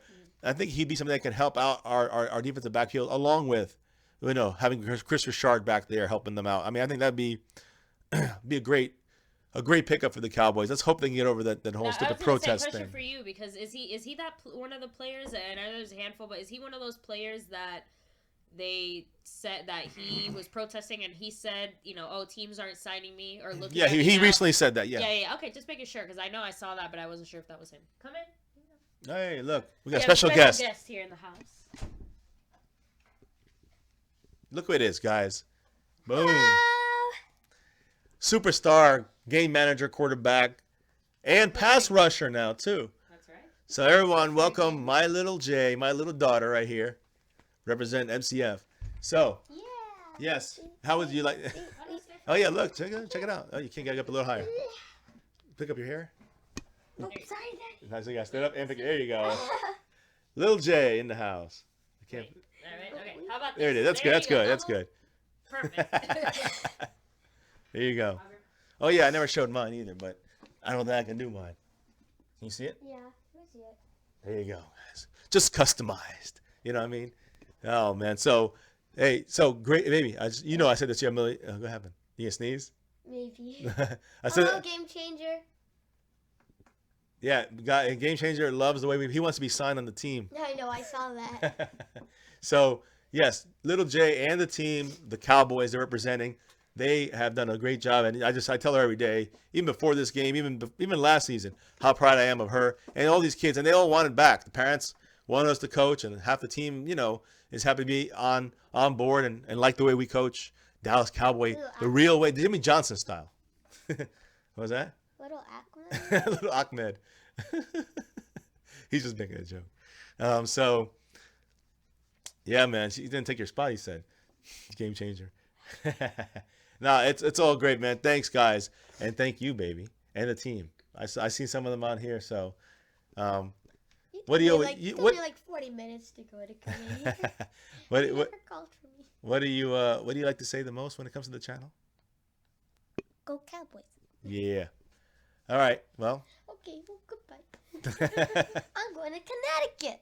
Yeah, she's going to Connecticut with her mama. Yeah. So actually, both of our kids have a family-filled spring break. Yeah. And then my birthday's coming up soon. Yay. So. No one cares. Yeah. But yes, before that, is our next game, and she's gonna lead us, try to lead us to that fourth win against a very tough Steelers team, who's going to look for revenge. We beat them 12-0. They want to get us. They want to get revenge. They're gonna play a lot better. Your spot on your team. Yeah. All right. Well, thank you, little Jay. Thank you, little Jay. Goodbye. See you after spring break. Yep. She'll be back after spring break, guys. Okay. Goodbye. Love you, baby. Oh, this shirt. Yeah, that's what I'm wearing tomorrow. Yeah, in the plane. So cool. Checking out our travel things. So give me a second. Guys. I want to. Yeah, Fred Woods. We let me see. We did travel to Colorado once. That's the highest altitude I've ever been, and that's the farthest west I've ever been. I've been higher. Actually, Dallas will be my second trip out Europe and stuff. west. As far as U.S. Oh, I've your never Dallas been that trip, far. yeah. I've been up and down the entire East Coast. I've been to the home country, Dominican Republic, obviously. But other than that, this is my first trip, overseas trip like this. First True out of the country. I don't count Dominican Republic as an international trip since I'm from there, family's from there. It's, like I said, the home country, the other home country. So this is my home country. Again, guys, just excited and lucky that we get to do this, and I can't believe, like I told my dad today, we bought the tickets over a year ago, and crazy great price. A year ago we were like, oh my god, I couldn't believe this is happening, and now that it's here. Tomorrow, it's like I still can't Doesn't believe it's feel real, happening. right? It doesn't Maybe? feel real. I sure don't feel real once we land and I'm freezing myself. So I can't wait. back to the football, It's gonna be guys. fun. Still football. It's gonna Gotta be get fun, to and it. guys, It we is will gonna be fun. bringing some of that to you guys. Keep that in mind. So listen, Skandrick, as I said, That sucks, game changers. Sorry about that, but you know what? Enjoy your last night and power through, because spring break. The one thing about spring break, it means summer's almost here. That's the best part. we spoke about Skandrick already. Talked about Marcus Martin, talked about Cameron Flemming. So if you missed all that, guys, make sure you go back and check it out. Those are the big Cowboy news things. Let me keep going on the NFL kind of side of things here. Vinny Curry headed to the Bucs, 3-year deal, $27 million with $11 million guaranteed. It's injury guarantee, so it's getting a good deal with Tampa. And he left the Eagles. The Eagles knew this was going to happen. We talked about it yesterday at the round table. I kind of was a little messed up there in the beginning. I apologize. But basically, he was due $9 million from the Eagles this year. This deal, he's averaging $9 million per year with Tampa. So basically, he's getting what he wanted. All right, he's getting what he was getting from the Eagles. So he basically just made a lateral move over to a different team. But a team that couldn't afford him were the Eagles. The team that could is the Buccaneers. That's the way it goes. So free agent Matthew Slater, 7-time Pro Bowl special teamer, is visiting Pittsburgh right now. Or this was yesterday. So again, top AFC teams fighting it out. Another Patriot leaving New England? Maybe. As I said, Vinny Curry, I already said that one. Let me hear. So, Marshawn Lynch, guys, he did get his $1 million roster bonus, set to play with the Raiders for this year for sure. It's a set thing. I'm actually really surprised. Well, remember, I they just got Doug Martin as well from the Tampa Bay Buccaneers. So he was a starter for the Bucs. Kind of went out of it when he was suspended for drugs. But now he looked okay. He still has some potential. Gruden signed him. You got him. You got Marshawn Lynch. Not bad, I think. I mean, no, it's good definitely combo. not bad, but I guess I'm still surprised, I guess, is the best way of putting it. Yeah. So there you go. So here's another guard, guys. Free agent guard Jeremiah Cyrillus headed to the Panthers for a visit on Monday morning. So again, guys, I say Monday morning. That's after this week and tomorrow, he'll be going there. Again, just seeing the movement here from different players. These guys, when they go visit, a lot of times they don't leave. So that's why Cameron Flemming, we're pointing in the right direction with getting him. If you guys are happy about getting him, he'll be a good, at the very least, great depth. Much better than what we had on both tackle spots. Former Redskins and Browns wide receiver Terrell Pryor. A lot of people want to talk about him, signing him, this and that. Visiting the Seahawks, guys. Ooh, that's dangerous. So, yeah, I mean, you don't know. Russell Wilson, they're all trying to recruit him. They've all been trying to get him. We'll see. But Seahawks looking at him for sure. Terrell Pryor, maybe they can kind of deal with incentives. You never know. Something interesting to think about, guys, when it comes to the draft. Very entirely possible, this draft, that the first 3 picks in the draft goes quarterback. Really? If the right trades go, yes. Okay, so but how does that work? Because again, here I'm thinking the first 3 picks are. Let me see. The Browns have the first round pick. Yeah. And then the Giants have the second round, and then the second round. The second pick, sorry, whatever. And then it's the Jets. I think so. Yes. It's the Jets or the Colts or the someone. Yeah, I think I'm not sure. Actually, it may not be the Colts. I want to say it's sure. the Jets, guys. I'll double check. Either later. way, it says I know Browns, the first two Giants. picks are the Browns and the Giants. But I think someone's. Really think they're both I think someone's going to go Saquon Barkley, in my opinion. So I don't. One of those three picks would be Barkley. I hope it's not the Giants. That's all I'm saying. I'm going to leave it at that. I mean, I know the Giants need a quarterback, but everything I've heard from all the Giants people, at least, and again, Giants fans, if there are any here, let me know. But you guys are up and down saying you weren't getting a quarterback the first round. So I'm actually kind of surprised that the official reporters are saying. Well, no. They're not saying they are. They're just saying don't be surprised if it's quarterback. I doubt that, but you never know. Now, look, other free agency kind of thoughts, okay? So the Jets are paying former Rams cornerback. Remember, this is a guy that a lot of YouTubers out there are saying we should sign, right? Mm-hmm. He's going to be with the Jets now. They're paying the former Rams cornerback Tremaine Johnson $26 million this season. Tremaine Johnson, $26 million this one season.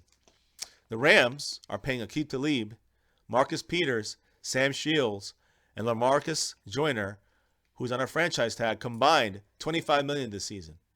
So $25 million for Aqib Talib, Marcus Peters, Sam Shields, and LaMarcus Joyner. $25 million. That's 4 guys. For one guy from the Rams, now with the Jets. So the Rams got rid of him, and they saved $1 million and got 4. I'd say either as good or better, obviously, than Tremaine Johnson. So Daryl Lowe, thank you for that. One. So he said the Browns, the Giants, the Jets, the Browns, and Denver. Those are the first 5 picks. So I was right at least with the Jets. A couple quarterbacks could go. And Case Keenum is not the save all there. They might go. I see 4 teams out of those 5 picks and those 4 teams up there Could that go need a quarterback. But again, the Giants is the only one that I'm kind of split on, just because they're the only team that's kind of at least said that they're interested in other positions other than quarterback. That scares me, though. Imagine they get Saquon Barkley. And that's what I'm trying to say, that they could be the ones to get Saquon Barkley, and then it's like quarterback and then Saquon and then quarterback, which would suck. And a quarterback, but if they get a good quarterback that they really like and they want, then, that would be their future for Manning. That would be Manning's like 1 year to go before he's gone, so that's something, too, they got to look for. If they want to look for the future, that's the way to go. Yeah. And you still have your line, the offensive line still has to kind of mesh. Still got some time to work on that. Yeah. Oh, wow. That's really surprising. So I'm just going to come back. I want to read Dallas Cowboy George's comment. He said, David Robinson said Dez can run all the routes, but the coaching staff doesn't ask him to. That's what sucks. That's the coaching. And that was apparently in another stream. The Dallas Cowboy in Georgia heard that. I guess Game Changer was there too. I mean, I can't believe that the Dallas Cowboys staff someone actually said that out loud. You don't say things like that, because if we know that, now we 100% know that. Everybody knows that. Yeah, I'm just saying, it's, again, not taking away any responsibility from Dez's mistakes. Dez himself certainly made mistakes. But holy crap, Cowboys, you suck that bad. You can't use your supposedly number 1 receiver and tell him to run every route up and down on that field until some... Yeah, Let me not get started. Yeah, don't get started. That pisses me off. When you talk about the first 5 picks and stuff, you see here that the Jets, and this is why the Jets are in that. The Jets acquired, and this was yesterday, but we did our roundtable thing. Jets acquired the number 3 overall pick of the draft from the Colts. That's why the Colts aren't 3rd. You were actually right, but the Jets jumped in that spot. New York sends its 6th overall pick in the first round, 37th overall pick, and the 49th overall pick in this year's draft, and its 2nd rounder in 2019. All that to the Colts? To the Colts. That's a big one for the Colts. The Colts are setting themselves up in a really good spot. They got a lot of draft picks and a lot of money. Now remember, we have the 5th. Remember, our 2nd round pick is the 50th pick. You tell me we shouldn't trade down? You got to be crazy if we don't. If there's no Derwin James and Roquan Smith, you trade down. You trade your ass down. You don't go for Will Hernandez. You don't go Vita Vea. You don't go you trade down. You get someone you get a lot of depth still in the bottom of the 1st, and you get an extra 2nd. That's what you do, baby. Listen to me, Jerry Jones. Don't go crazy. Just do what you got to do. Don't try to make a splash. Make this splash. No. This will be a future splash forever. Now, this is a 3rd. It is true. This is a 3rd round pick, so there is a bigger jump on that. You're going to get a whole lot. We just want a 2nd or a 3rd for a drop, depending on if we go down 5 spots, give us another 3rd. We go down 10 spots, give us a 2nd. I agree, and again, there's a big difference between talking about let's move around in the 1st round and let's move around in the 2nd and 3rd. Right, it loses a lot of luster that you start giving only 5th round picks and stuff. So so other than that, Brad Baker, real quick, he said $26 million. No way that's real for a corner. He's in with incentives and all that stuff. Yeah, when you add it all up. Even with I should quote that. I should quote that source. Let's see. The Colts might make a run at David Man, I'm telling you, the Colts. We'll see. I'm not crazy here, but That's the thing. let me put my You're right. tinfoil hat on for a second. They almost feel like the Eagles this past year or two. I'm just saying they're bad. Remember they're really bad. Their but coach. they're Remember their coach is from the Eagles now. And that's what I'm trying to say. They're making a lot of coaching moves. They're bringing in, a lot of these coaches are bringing in their guys. When you think about what somebody said about the Colts going after Lee, I mean not Lee, Hitchens, not Hitchens, Irving, David Irving, the second round tender. If they go with their second round pick, I mean they're listen to their picks for the Colts. They have picks 6, 36, 37, and 49. So they out of this any of those second I mean round they picks? could probably give us 2 picks, maybe a 36 or 37 to move up, or just one of those, the 36 and one of their first round picks to move. I don't know. I'll have to see their entire list. But how does that work? So and here, talk me It wouldn't through be their it. first. If David Irving has a second round tender or whatever, and they have more than one second round pick, do we? I don't know how that goes. I guess it depends. And let's say they give us one of their lower ones, and we say no. Correct. We can match that. But we if can they match give us a really high one, we can say, oh yeah, let's do this. Yeah, basically, yeah. I'm assuming that's what it happened. So, question for you. So, read those numbers. The second round. Well, they have the 6th overall, and then they have the 36th, 37th, and 49. We have the 50th. So then at 36, 37, 49. Right. Are there any of you guys out there? I want to know. David Irving goes to the Colts. Would you do it for 36, 37, or 40? Well, 36 and 37, let's assume that's the same thing. Yeah, so right basically, so would you do it for 36, 37, or 49, well, or what, I'm just saying. I wouldn't do it for the 49. I would consider it with the 36. The reason I would say consider it at 36, 37 is, again, you can use that second round pick, and if you want Derwin James. My question is, how far do we drop is the question. How far do we drop? If we drop they don't have a pick in the late first round. They don't. We could use our other second round pick. Keep the 36, 37 if that's what the Colts give us. You know what I mean? And use that, 50, and use that to play around with. So again, we have more of a end of first. Now we're getting too cute now. I don't know. Look, here's the thing with the Colts. Options. When it comes to the Colts, they got a lot of picks. A great deal for them. The Jets, they really must want somebody at that third spot. Maybe they want Saquon Barkley. I don't know. Speaking of the Colts, they released Jonathan Hankins. He's a defensive tackle. Oh, so Steve said if the Colts offered David money and the Cowboys don't match the offer, we get pick 36. It would be the 36. They don't have a choice. So thank you guys, Brad Baker, Steve, for clearing that up. Yes. So again, that changes things. That means that I'm sorry, you definitely David, consider it. I would do it. I think so. David Irving said, "Keep Irving." This is crazy. I'm crazy. I know it, but I don't know. Here's what I'm saying. I'm not saying I'm not agreeing with you, and I'm not agreeing with him. I'm saying consider it. Just consider it. You got to see who's there. Hold on. You got to see who's there.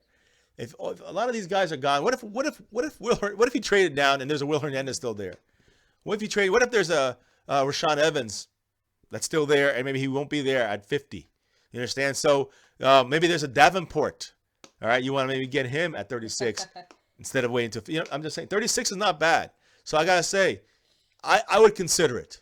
I would consider it, but I don't know if I'd love it. I'd consider it, and if I can trade down and not do it, I'd rather trade down and not do it. That's what kind of my consensus. I'd rather be safer that way, not they get too cute and try to mix and match too many picks.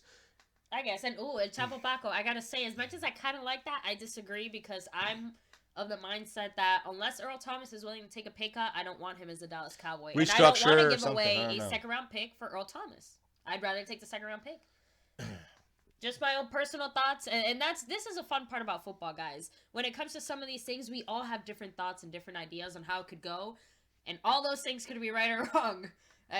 Until they happen, we don't get control over it until it happens. So we don't guess anymore. He said he's got the official Draft Attack NFL trade value link there. So Game Changer, thank you for joining us. Thanks for being here, man. We appreciate you. Peace, man. Much love. Catch you later. We'll see you internationally. Yeah, enjoy your spring break, the last few minutes. Yeah. A couple other things, guys. Bengals announced that they signed free agent quarterback Matt Barkley. Who is he? Yeah, he's a backup perennial. Let's see here, guys. Of course, you guys knew a couple days ago we spoke about Danny Woodhead. He's out. Peace out. Because he retired.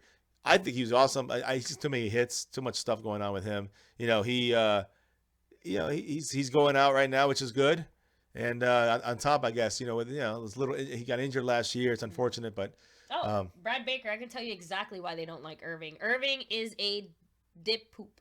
He's a goofball a little bit. He's not really mentally there. Yeah. He does dumb.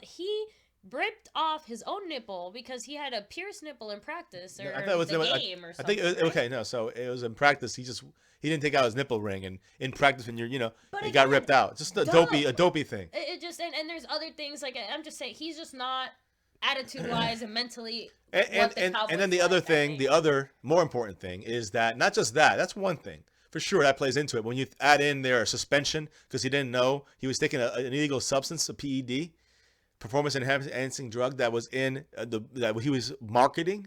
You got to be pretty dumb not to know that. And you look on top of that, you don't know he hasn't really played a full season for us. So when you look at an injury like a concussion, that's something major. You got to look into that. Is he able to play? If he is, that we haven't really heard much more about. He's been having trouble driving his daughter to school and stuff in the beginning. We haven't heard much more, so we don't know what's going on. If the Cowboys know something that others aren't saying, they're not gonna let the cat out the bag. And he got past physicals, so nothing is done. Even if he passes, even if he gets traded, not traded, but even if he gets picked up at the second round tender, you still got to get past all the physical and stuff. So if he has any leftovers of the concussion, it's gonna fail and put a nix on any kind of dealings and second round tender trades or whatever you want to call it for that. So there's a lot of things to consider with that. And Fred Wood said that if the Cowboys really liked him, they would have tendered him. If they first really wanted round. to keep him, they would have tendered him at first round. But Darrell said, according to Mike Fisher, Irving's not going to sign just any deal. He wants to have a ball-out season and use it to get paid. So Good. maybe that, again, all the signs are pointing to this is going to be that season because this is going to be his first full, healthy, no bullcrap, no blah, blah, blah season out there where he can hopefully produce what he produced in just a handful of games that he did this past season. He does that. I don't see him staying with the Cowboys, but I do see him getting what he wants, and someone will sign him to that big money contract he wants. Yeah, no, I mean, I think we're okay. I think Irving actually, to me, he's the bigger potential than DeMarcus Lawrence. David Irving's a mild-mannered Charles Haley.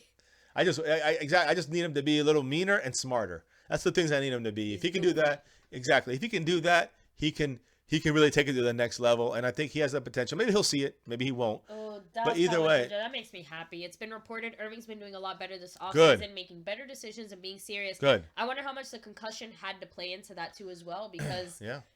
From what it sounds like he's never been injured like that before either, and I know that's a scary situation. For And if he's anybody. making a progression on that, and if he's getting, with the seriousness and also with his injury, that's a good sign. I say, no matter what, you cannot listen. You got a possible perennial All-Pro for $3 million, $2.9 million. You can match any offer. You can, you don't let that go for a second-round pick. But again, you consider it, especially if you know there's something else going on behind the scenes. Maybe we don't know about it even. Maybe only certain sources might know about it. But other than that, we don't know what's going on behind the scenes. And we don't know what the Cowboys know when it comes to David Irving's mental situation, from the concussion, etc. said, I'm not sure how much Irving loves the game. That's another issue. You know what? Forget We'll have to wait and see. Irving, I'm sure Irving loves the game. The guy I'm questioning still, I gotta say, is Rico. Rico's the big question mark for me as far as guys on this team right now. I just really hope the Cowboys didn't mess this up. I hope whatever raw rookie talent, the potential they see in him pans out this year. We're gonna finally see him on the NFL field. He was tearing it up last year in preseason. I'm trying to maintain the hope, guys. I want to see it. And listen, I'm trying not that's to be that's why no matter what, you still draft a tight end. If you still have confidence in Rico, you get a tight end a little later in the draft. But if you go high in the draft for a tight end, you got Hayden Hurst. If you go a little later, you got Mike Gesicki, Troy Fumagalli. There's no risk in that and taking someone in the 4th or 5th round when you got those names out there that can still come in there and still not only contribute but help out. And if Rico falters and Witten, is just in 2 years.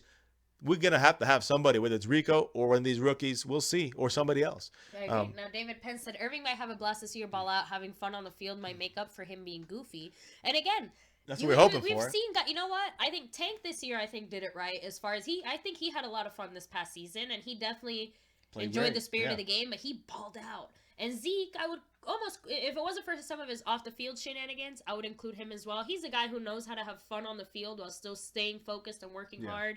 I want Irving to channel that, hopefully into his playing. And, that's cool, David. You saw Irving was found in my hometown bar drinking beer a few months ago. So, as long as it was not too many beers and not too many other shenanigans. I don't care, guys. Just no shenanigans, Kyle. So just to finish up a couple of last things here, guys. Tyrann Mathieu, all right? His first offer was $6 million from the Cardinals, all right? Then they upped it to $8 million. He ended up getting $7 million from Houston. So he wouldn't even stay with the Cardinals for $8 million. He just said, "I'm out of here." He first offer from the Cardinals was $6 million. When it went up to $8 million, he signed with Houston for $7 million. Crazy. So let me just finish the couple ones here. Cornerback E.J. Gaines will visit the Cardinals today, staying on the Cardinals. Arizona needs a corner opposite of Patrick Peterson, of course. Gaines played good cornerbacking style and good cornerbacking with the Buffalo Bills last year. Patriots are signing safety Patrick Chung to a short-term contract extension. So he's still with the Patriots. He's going to stay there a little longer. This is sources say this. He was due $2 million in 2018. The last year of his current deal. It's kind of like a Byron Jones situation. Not money-wise, but I'm saying in his last year of his contract, his impressive second stint with the team continues. So, congrats to Patrick Chung. And the rest of the news was all Cowboy-related. We already talked about it. Pretty much that's it for Cowboy news, guys. We're going to be ready to roll out of America. Within 24 hours, we'll already be halfway in the sky. So, it's going to be interesting. Sorry, guys. We're having a mini discussion here in the chat about Rico. So, Dallas Cowboys said, I'd cut Rico after what I saw this offseason. Yeah, I said it. And then I said, I'd cut him after that rap. Brad Baker agrees. He seems more dedicated to his record label. Let me see. Daryl O says, I need to see Rico on the field this year before we decide if he should be cut. I agree 100%. I agree 100%. But I gotta say, it definitely doesn't look good for him when all we've seen and heard of him before he's even taken a step on the field is him bragging about how he's the best and how he's so good. He's all these things he hasn't proven yet. Also, he's a rapper. No, you're not, dude. You're a football player. Put some duct tape over your mouth. Go home and watch some tape. It just, all that time he spent producing that record label, he should have spent watching some tape and watching some film and figuring out, hey, I played basketball in college, so maybe I should learn how to be a tight end for a minute or two. Like, yeah, just chill out with the bragging. Let's the players who are in there day in, day out. Like, look at Tank. Look at Tank. He's done like all the offseason stuff. He's been busting. He said he's gonna bust his butt. He's putting his everything into it. Look at Dez. Even after all the crap that we've said about Dez, what's Dez doing right now? He's working with someone. And I gotta make sure we specify the word crap. When we talk about crap, we're saying that we criticize, and that's okay to criticize. That's part of the situation. Look, sometimes we criticize and it's not right. Sometimes we criticize and we're a little off. Sometimes we criticize because we are right. You know what I'm saying? Most of the Cowboy Nation feels similarly. But again, a cowboy is still a cowboy is still a cowboy. And I'm glad Dez is doing this and going with that guru of all receivers, blindfolding him on routes. It's gonna be awesome. Yeah. Hey, you know what, Frankie G though? Maybe Beasley would catch more balls and run better routes if he wasn't rapping. I'm so 80 stings, baby, 80 stings. Guys, I'm a band geek. I love music. I'm the first one to tell you that you absolutely should have some other passions in life other than whatever your main career or main thing is. But when you are an NBA player and a football player, a baseball player, a hockey player, whatever your thing is, when you're doing this, you know what you signed up for. And I'm sorry, but you're right. When you have to put in, this isn't the kind of job or the kind of career you can half-ass. This is you got to full booty this, okay? This is 110% on and off the field. It is a lifestyle. It is a commitment that you are making when you do this. And whether you like it or not, that's reality. And the players who do and don't, that's the difference between the crappy ones and the okay ones and the good and the great ones. And listen, and I'm going to say this. It's not just about it's not that simple just to say, this or that kind of deal. But, I mean, you know. You guys are cracking me up in the chat. When it comes to doing your raps, all right. Here's my thing, guys. Look, the rap nowadays sucks. Beasley's was actually better than most of the mumble crap you hear out there. This was actually all right. I liked it. Rico's was stupid. But the point is this. It doesn't matter what you think about the music. It doesn't matter if it's the thing you love most or the thing you love least. I don't care if it's I don't like country music. And if Jason Witten was doing country music, I'd say I don't like the music, but it's on his own time. The problem I have with Beasley, the problem I have with Rico is that they're doing this shit. It's already close enough. And somewhere in the Dominican Republic, it's an hour earlier. So you mean later? Well, actually, not anymore now that daylight savings. Later, yeah, it's later, so it's midnight already. So that's not anymore because of daylight savings. Okay, so it's in Europe. All right, where we're gonna be at. I said yes. So what? Who cares? I cursed. So the point is that sorry to the players on our team if they're watching. I've said it before in practice sometimes. I'm sorry. Oh God, no, I'm sorry. You know what? But no, but what I'm trying to say is that if Beasley, Rico can't rap. if Beasley and Rico, I don't care if they can rap or not, if they're doing this kind of crap during the regular season, is taken away from you. I don't want. Look, yes, they are free to do what they want, and again, I understand that. That's their right. My point is, if you want to be elite, you want to talk crap, you gotta get out there and do it every day. Some of these guys go out there on their off days, on their days off in the week. They're in there working out. All right, you see Tyron Smith's in there working out. Bad back, he's in there working out, trying to do whatever he can do to be at his best. Sean Lee, Jason Witten, he's not making country music. He's in there working out, doing routes, slow or whatever. He's trying to get better. And look, that's what I want to see. Des Bryant, he's going to take it to the next level now. Exactly. That's a positive sign. We want to see that. We see Dak, Beasley, T. Will, Switzer, Noah Brown. They're all practicing at the Star. They don't have to. This is voluntary. They don't even have to even show up. They're there. So that to me is what I want to see. I don't want to see Beasley.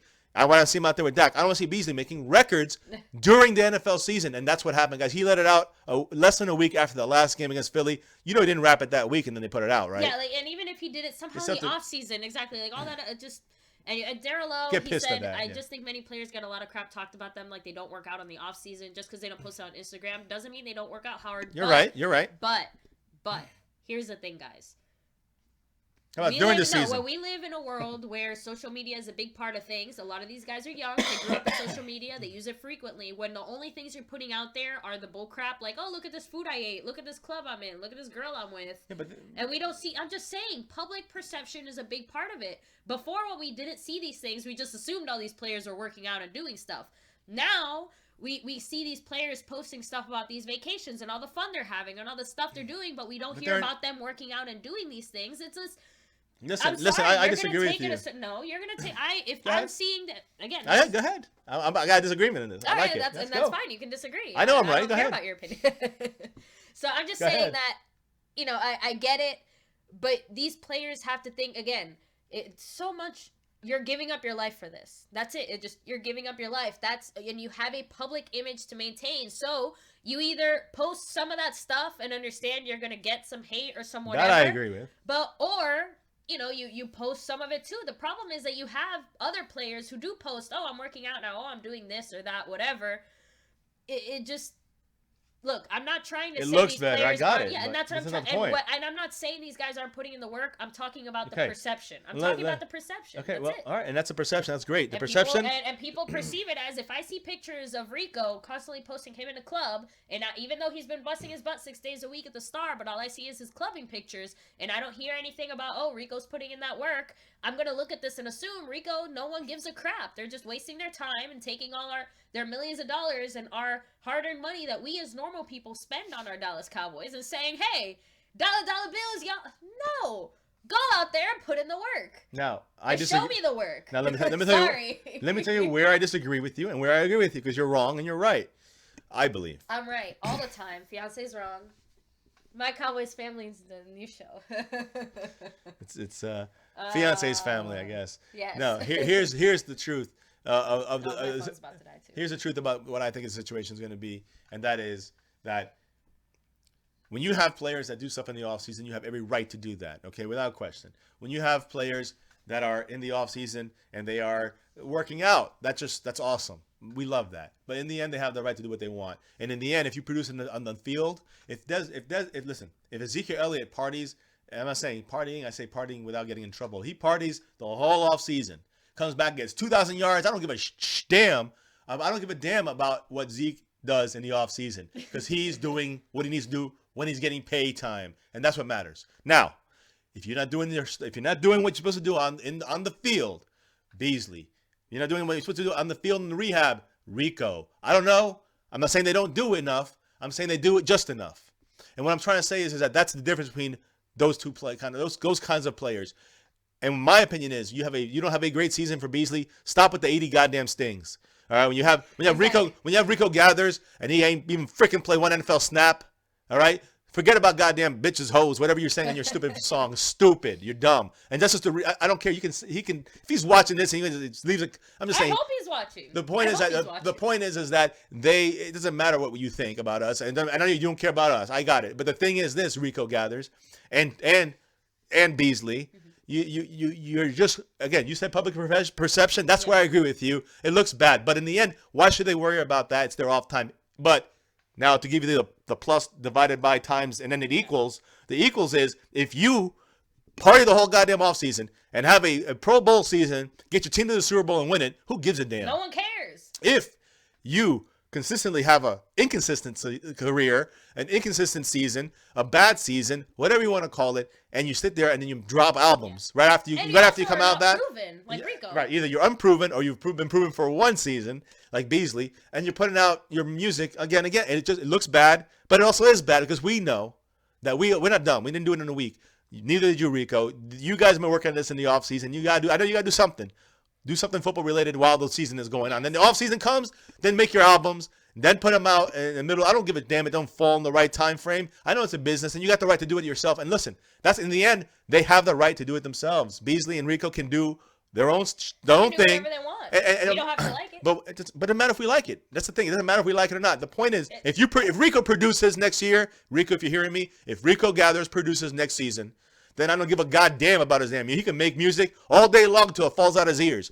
As long as he makes the catches in the end zone, as long as he makes the blocks for Zeke and the crew, for Dak and everybody, if he goes in there and does what he's supposed to do, I don't care if he does somersaults the whole entire offseason on video and YouTube and looks dopey. I don't care if Beasley makes 80 stings, 90 stings, and 120 stings. I don't care. Make your stings. But make the goddamn catches and make the damn touchdowns. Stop with the hot sauce. Who gives a damn about that crap? I want to see touch. I want to see production. If you don't have that, stop making goddamn music. Drop mic. I agree. Frankie G said, since when was Beasley a problem? Since he went from being Dak's #1 favorite receiver and the #1 receiver on the team to being... Right. He was doubled from the beginning and half of the season. He was double teamed almost all the time. Towards the end, they kind of laid off a little bit. But Dak was already out of whack with the whole tackle situation. Zeke was, I think, more of a minimal thing, although it still hung over the team's head. But I think a lot of issues contributed to that. Beasley's part of the problem. So is the coaching staff with the way they run their routes. It's very predictable. T. Will said that, even though I don't like T. Will either. Yeah. T. Will said that the routes were predictable. The whole league knew by week 8 what the routes are going to be. What down distance situation, they already figured it out. So when you look at it that way, that's bad coaching. So I understand. But the reason I say Beasley, right now, he had a bad year and he puts out 80 stings. All right. And then on top of that, we have Switzer, who is ready to take over. So if you have a $5.5 million contract, you want to maybe move that and get Switzer into that spot. If you sign this guy, and if you drafted this guy and he showed some glimpses of possible takeover of Switzer, of Beasley, and can also create better distance than Beasley when it comes to coverage schemes, then I say let's move on from Beasley and his 80 stings and let's move in Switzer. I agree, but you know what? And look, just to kind of finish this whole social media thing. Save 5.5 mil. Fred Woods, you kind of hit the point that I was trying to make. I couldn't find quite the right words. You kind of helped me out there. I agree with you is the lack of players displaying their craft on social media. I would stay on social media when I was in the gym. So, guys, again, you are a football player. You are. I'm sorry. Go ahead. Okay. So you are your own commodity. Like you are a business unto yourself. You are a product, and you are selling yourself. You are the product. Your production is your product. Your hard work, all those things. You're selling yourself constantly, even in your sign long term. So it sounds dumb, but yeah, when you have a social media, there's a reason we have Instagram celebrities and influencers and things like that, because these things, this perception, can become reality. You can show pictures of yourself working every single day in the gym. And me as a scout, I'm going to go check out your Instagram. I'm going to look at every single thing and every single comment. I'm going to see your butt in the gym working out every day instead of at the club or doing this and that. That shows me a little bit something. So I don't know. Just saying. You're right there, baby. Yeah. Fiance likes to rant about this, I guess. The social media thing, that's her thing. Because people are undervaluing how much power it has. Guess what? That picture of Odell with his little buddy in the bed doing God knows what. You're not telling me that's going to affect Odell and his personal value if he was going into the draft or he was about to be re-signed or something. I mean, no one's arguing that. Stupid, and it comes down to it comes down to the little things too. If we're not seeing you produce and we're not seeing you put the things you have to on the field, but we're seeing you messing around with dumb stuff that's not football off the field, yeah, I'm gonna have a problem with it. Sorry. Huh? Excuse me while I blow my nose. I don't think anybody's disagreeing with you on that. I agree. I'm just saying my point is dumb stuff with Odell with cocaine and marijuana in the bed with some prostitute, whatever it was. That's one dumb thing. And then you got another dumb thing, which is, Yeah, I got it. Levels of dumb. correct. It's still dumb. Whatever. You're making, and I don't care the kind of music, any music, even if it's the best, unless he's going to make a living on it, on rapping or singing. If Jason Witten was a better country singer than he is a football player, then I'd say go do your country music. If Rico Gathers a better rapper than a better football player, which he might be, we don't really know yet, then go do your rap stuff. But Beasley, you definitely not. You're okay rapper, but you're not. You're better. You at least were a better football player. Let's see if you can regain it. All right. And what I'm saying is this: what the Cowboys do with it, they keep him for one more year or not? He's a free agent next year. T. Will got 2 more. I guess he's on 3 more years with the $4 million contract, including this one. $9.5 million between both those guys. It's a choice that Jerry Jones made to go with T. Will and his blocking skills over Bryce Butler. I believe that you could go back to my first videos. I believe that was a mistake. That's Jerry Jones. I don't know. I'm going to have Fiance look at this over here. A couple guys. This is our finale. So right now it looks like we're going to leave the stream boss at 50. It looks like Space Cowboy is going to be the winner. Someone drops the 50, they actually take over everything. Unfortunately, my phone's dead, guys, so I am kind of out of commission use here as my Cowboys fiance. I can't now, but let me see. I agree he could be traded. He hasn't been a problem that I've seen. Gardo Munoz said, perception is reality on social media.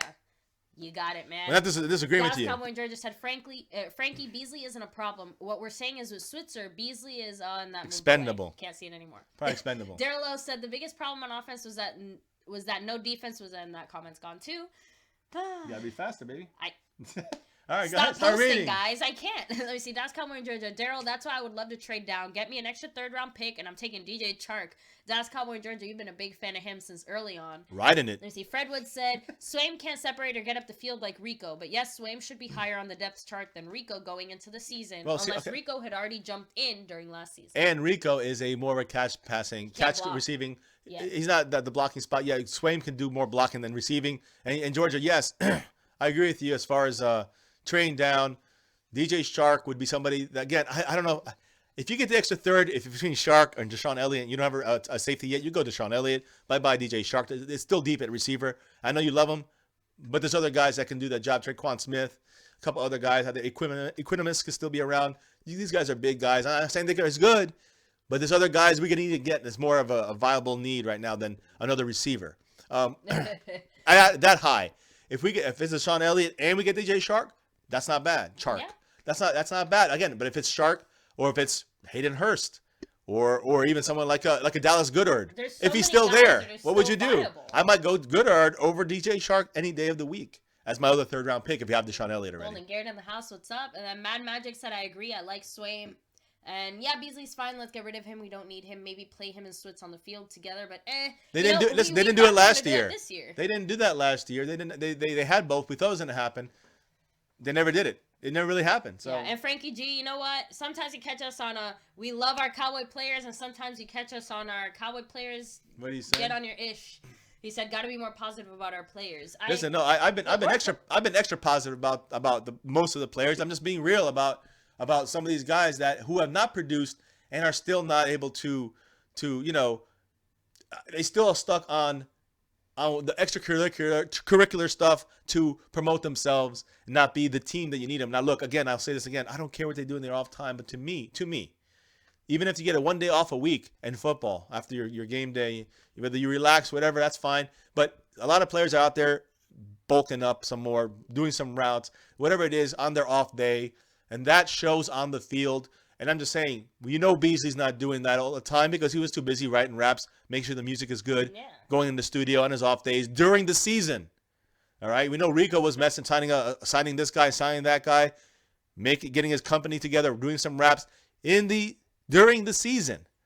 So now you're talking about the off season. If they start doing it now, I'm not trying to be a judge. I'm just trying to be an advisor. If you see Cowboy players, any players doing their hobby stuff, their cool stuff that they have the right to do, even if they could be at voluntary stuff, they could be, but it's off season. Go do your stuff there. Go do your rap stuff. Go do your country song. Go do whatever stuff you want to do. At least have the decency to wait until after week 16. That's it. We're not asking for too much. And the thing is, to the playoffs, at least wait till the season and we're not assuming. We know that they dropped it right after the season ended, which means that they already were doing it throughout the whole season. And that, I'm not saying that's the reason of our losses. I'm saying that's the attitude. That's negative. Jimmy Johnson saw that. Let's be real, guys, and you guys, the old schoolers like myself, Jimmy Johnson saw that shit happening. He'd give him bailouts. Rico would be off the team. I'm just being real. Rico would be off the team by now. Whether you like it or not, guys, that's the mindset you have to win damn Super Bowls 3 out of 4 because of Jimmy Johnson. Yes, I know the third one was not Jimmy Johnson. It was his team that got it there. And I'm just saying, you have that attitude, you see how things ship up or you shape out. And that's the way it goes. Rico Gathers, peace out. Beasley, peace out. Yes. For the most part, I'm not saying they're definitely gone, but they definitely get a stern warning, and they won't get a second one. They're out the door, and some of them, if you're even a lower level guy, and Rico, you could be that, you'd be gone by now. You got enough chance. I'm just saying what Jimmy Johnson would do. After 2 or 3 of those cuts, they'll use everybody say, yes, sir, and they're ready to go, guys. They ain't messing around with that team, and you see the whole attitude change. Right now, it's like, whatever, because Jason Garrett's like, whatever, and Stephen Jones and Will McClay and Jerry Jones especially are, whatever. And that's why the Cowboy team is, whatever. Mm-hmm. That's the problem with the Cowboys, the mentality, guys. Let's get real. I agree. And then Mad Magic, I absolutely would be fine with that because, like Darrell O said, I'd prefer Irving, but the pick can get you Roquan, Derwin James, or Earl Thomas. I say Derwin James.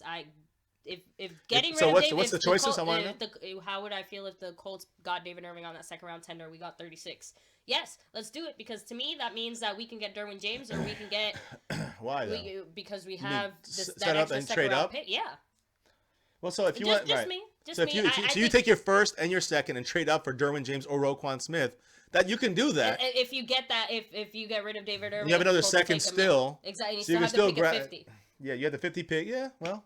Just if you're gonna, right, you can do stuff with that. And talking True. About making a big splash, not saying that's a. But big now you lose splash, a defense. Now you lose another defensive player that you have nothing in the middle. I'm just saying. Yeah, Brian Price. You know what? I'm just saying. Give me all the options. No matter what, there's gonna be a hole left on this team. Like unless we trade down. Unless we trade down. Just saying. If we trade down. I'm not saying. Look, if we have let me put it this way: if we have a chance to get Derwin James. I would do a lot of things for Derwin James, I guess. If he's 2 picks away from us, and we think the team's going to take in front of us is going to take him, yeah, you make the trade. Yeah. 2 spots. You can probably give a 4th round up. I don't know. We'll see what 2 spots are worth in the first round. But honestly, guys, if we got to give more than that, I think we got to let it go. It's still deep at safety. We won't get a bona fide starter superstar. We're going to get bona fide some starting, not superstars, but bona fide starters and bona fide depth. Yeah. And possible bona fide starters in the future. So I think I'd rather risk that than just getting one bona fide starter superstar and then a bunch of maybes. James Soros absolutely agreed. Jimmy Johnson was the best thing Jerry Jones ever did. But Brian Bradford, the reason we know that is because there's no way Cole Beasley wrote that song, recorded that song, had the song produced, and had the song released. Pressed and released and whatever. Those things aren't just instantaneous. They take time. First, he had to actually write the song. Who knows? He says he wrote it. Who knows when? Took time? I don't know. Yeah, let's say he wrote it in a day. I'll be optimistic. Let's say he wrote it in a day. Didn't happen. He wrote it in a day. Just to rap it and to record it, you got to rent the studio. You got to do that. That takes time. And it sounds like he didn't just do one song. So let's assume it took about the normal time an album takes. About a week or so, maybe-ish.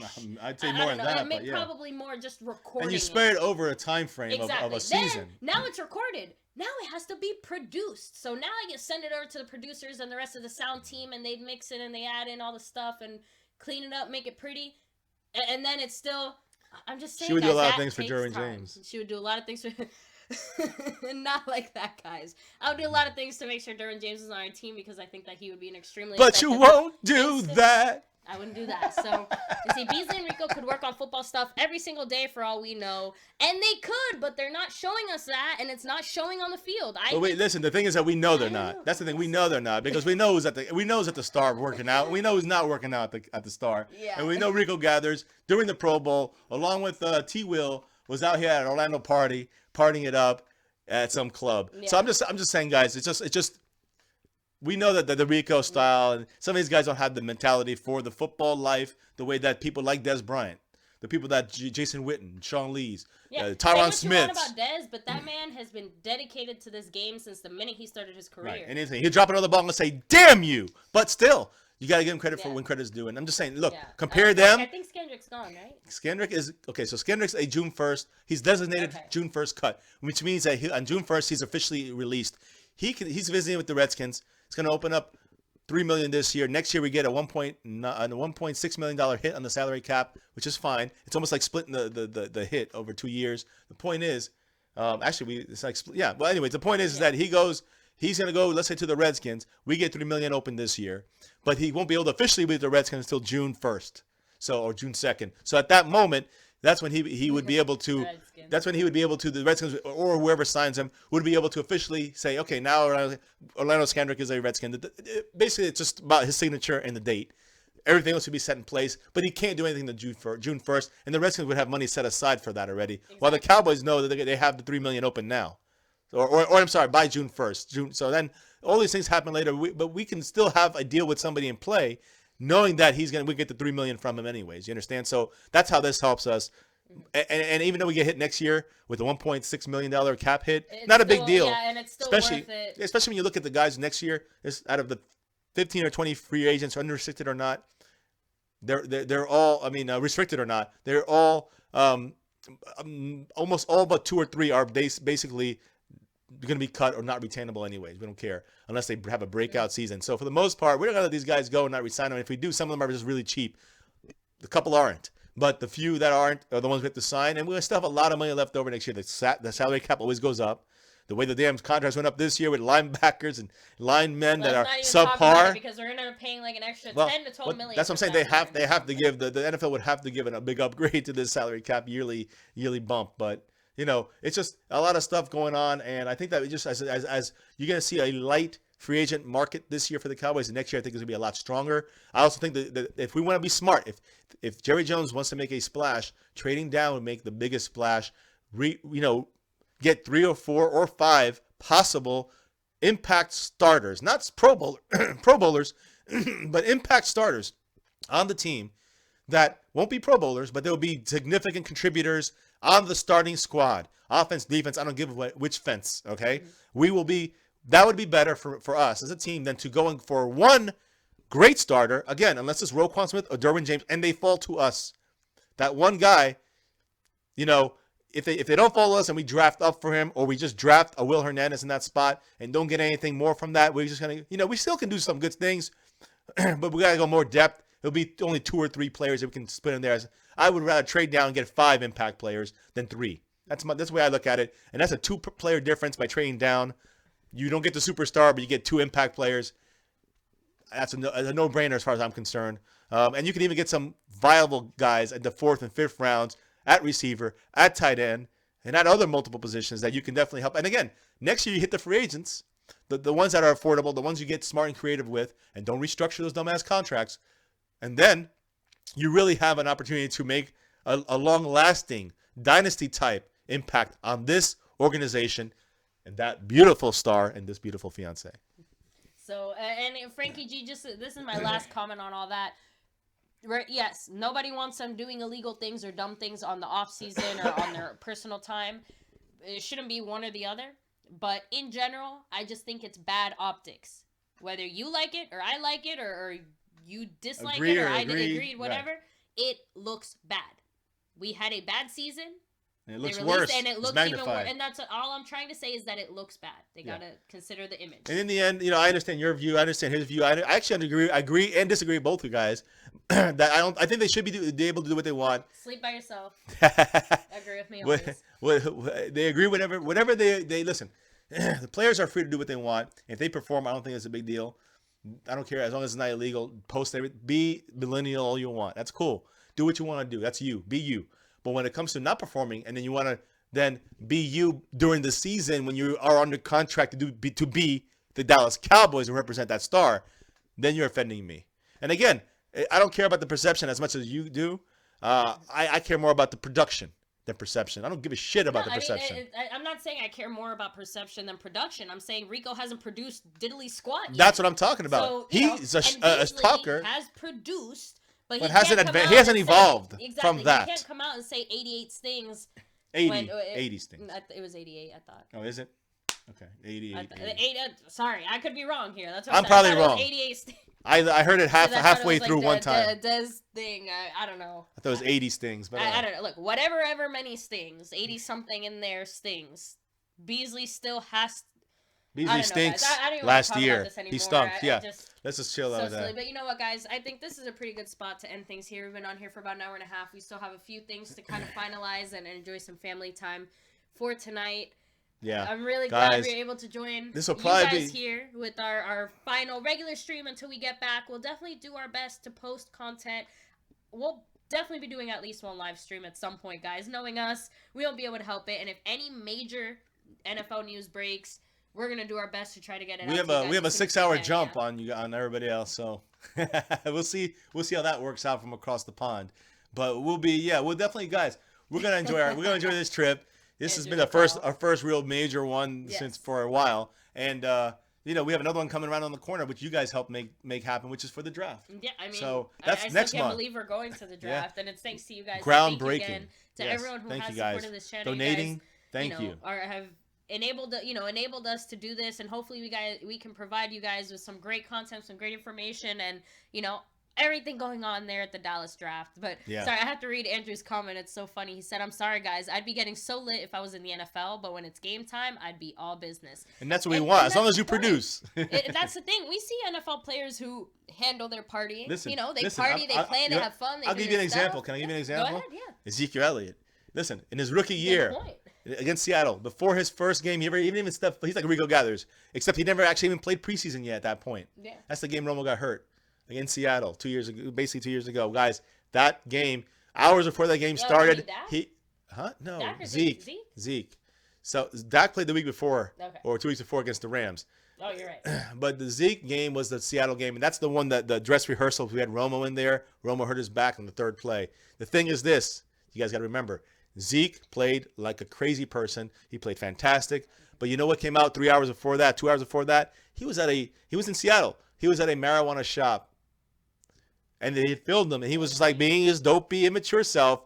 After the NFL's watching him with the domestic thing, it already was a couple months old. That was around the time where it was kind of starting to come back, though, right? That was still a year before he got suspended. So this is when it first came out, You're 3 months after it came out. That's what I'm saying. So it was still kind of fresh. Yes, but on top of that, he's in a marijuana pot store. Mm-hmm. Something that the NFL will suspend you if you some reason have it. He just probably was just checking it out like a tourist, hopefully not buying anything. But the key point here is this man went out there and tore it up. I don't care if he was high as hell. My point is that he tore it up. He performed. He went out there and he showed the Seattle Legion of Boom, the LOB. He showed them Ezekiel Elliott feasting. All right. And if you watch that game, I want everybody to go and look up those highlights. They show every single run he had that game. He made a mark that nobody else made in my lifetime. When he watched that, he was just like, holy sh.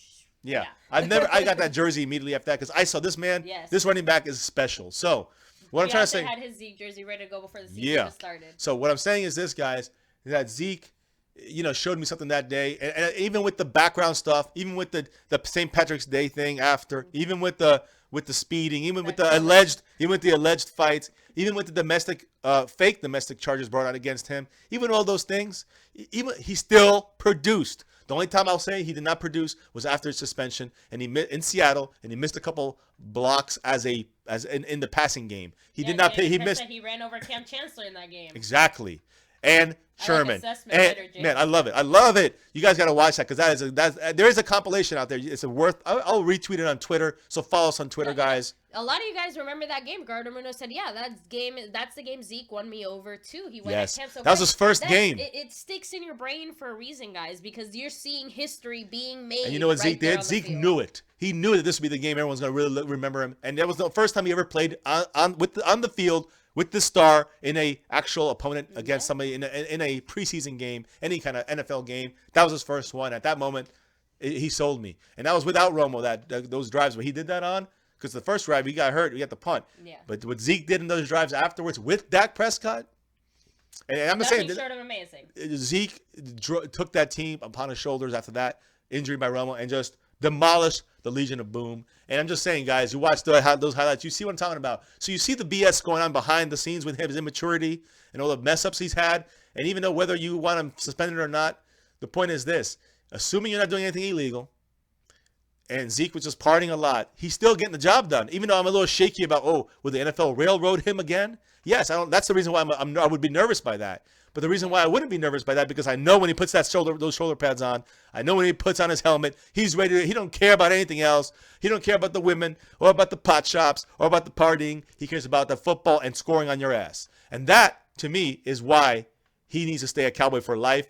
This, as of right now, if there's something crazy in the future, I don't know. But right now, this man, to me, is the future. And I don't mind his partying as much, as long as he don't get in trouble. Yeah. I don't mind his partying, or whatever he does is live his life. Just stay away from women, Zeke. Well, just stay away from women. They... Wait till you're done with your career. At least wait. I don't know, guys. Sorry, I'm gonna say it. I don't care. Zeke, stay away. You got like a solid 8 years. I promise you, when you're 30, you can have all the fun you want.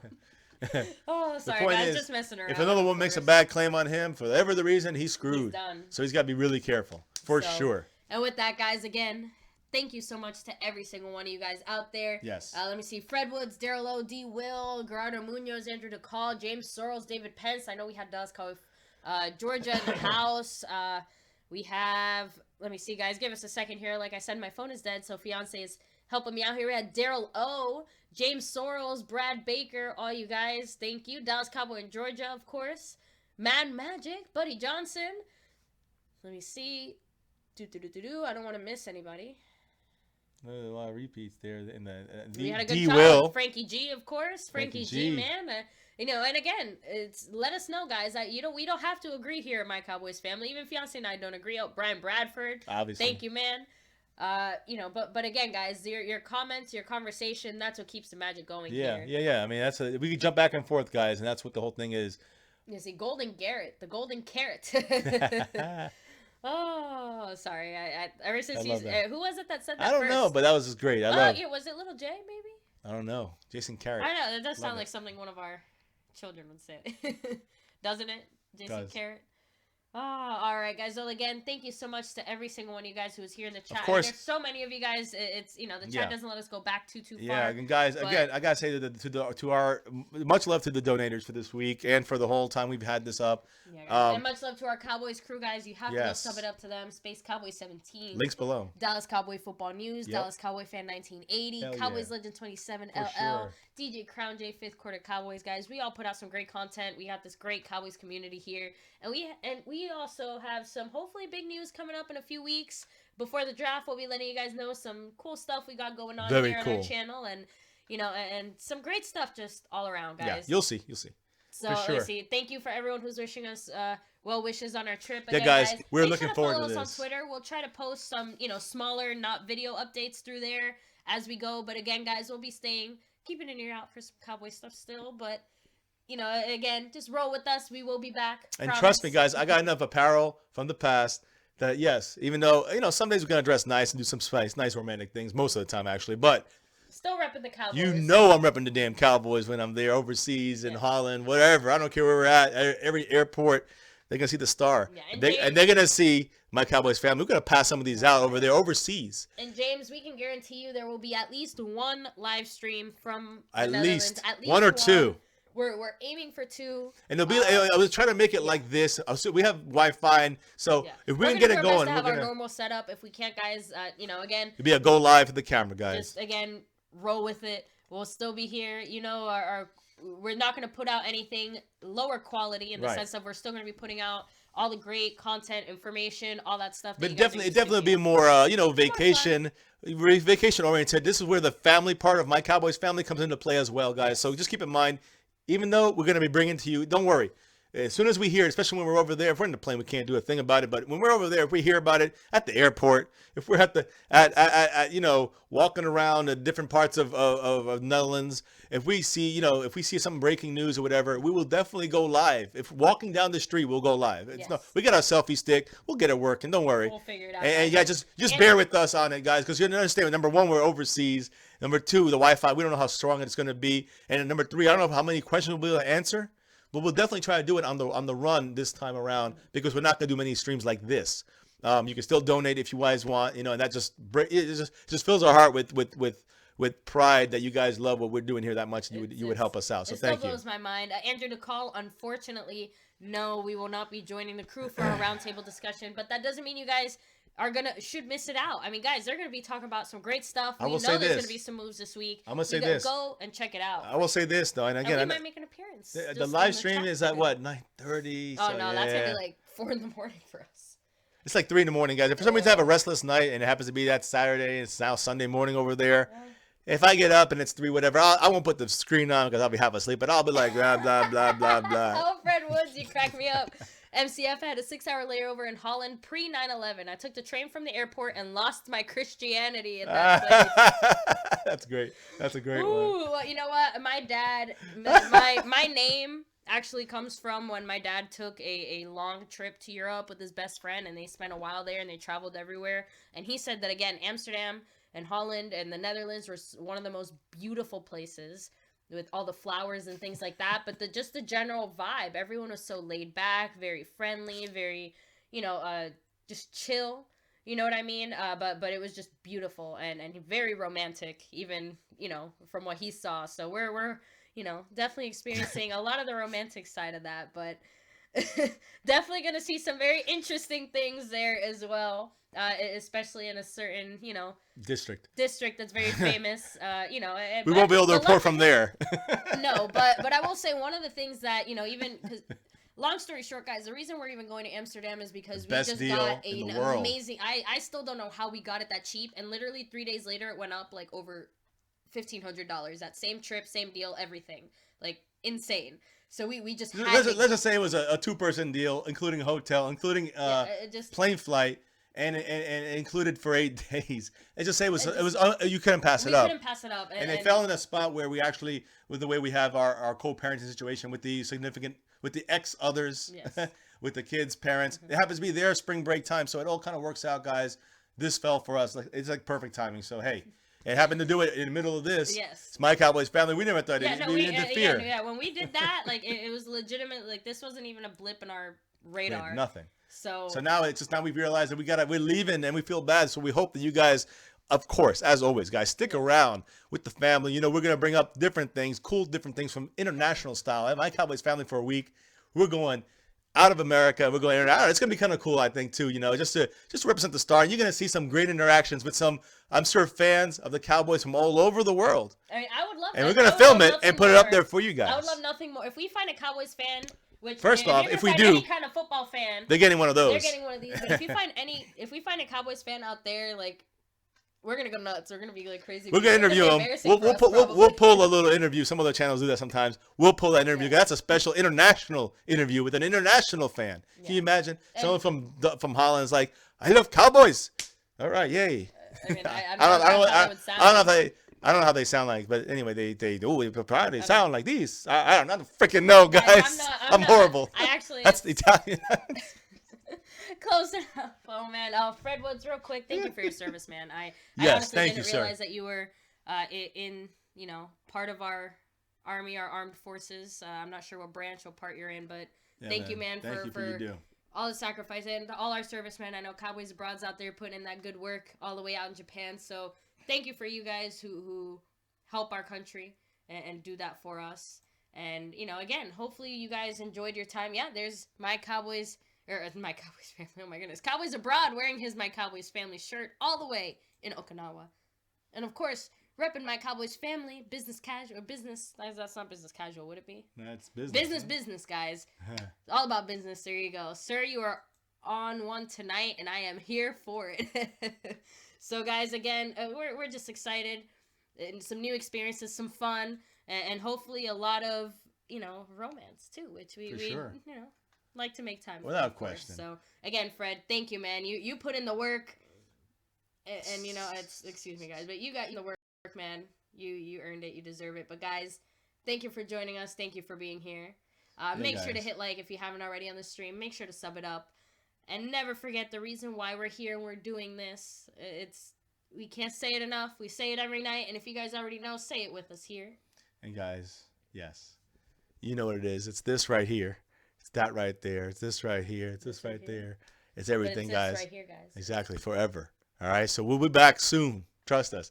We'll be going international, guys, from here on out for the next week. So stay along for the ride on My Cowboys Family. Like Fiance said, hit like, subscribe, notification bell, Twitter. That's right. It's important. And never forget, guys. Ever forget the number one thing, guys, of all time. Go Cowboys! Woo! Thank you for joining us here, guys. We'll see you guys soon, very soon. Make sure to follow us on Twitter for any random updates. And again, we're saying a little hi at the airport, guys. So yeah, when we're about to leave the country, the mainland, we might throw a little hello out there. Yeah. But thank you all, guys. Much love.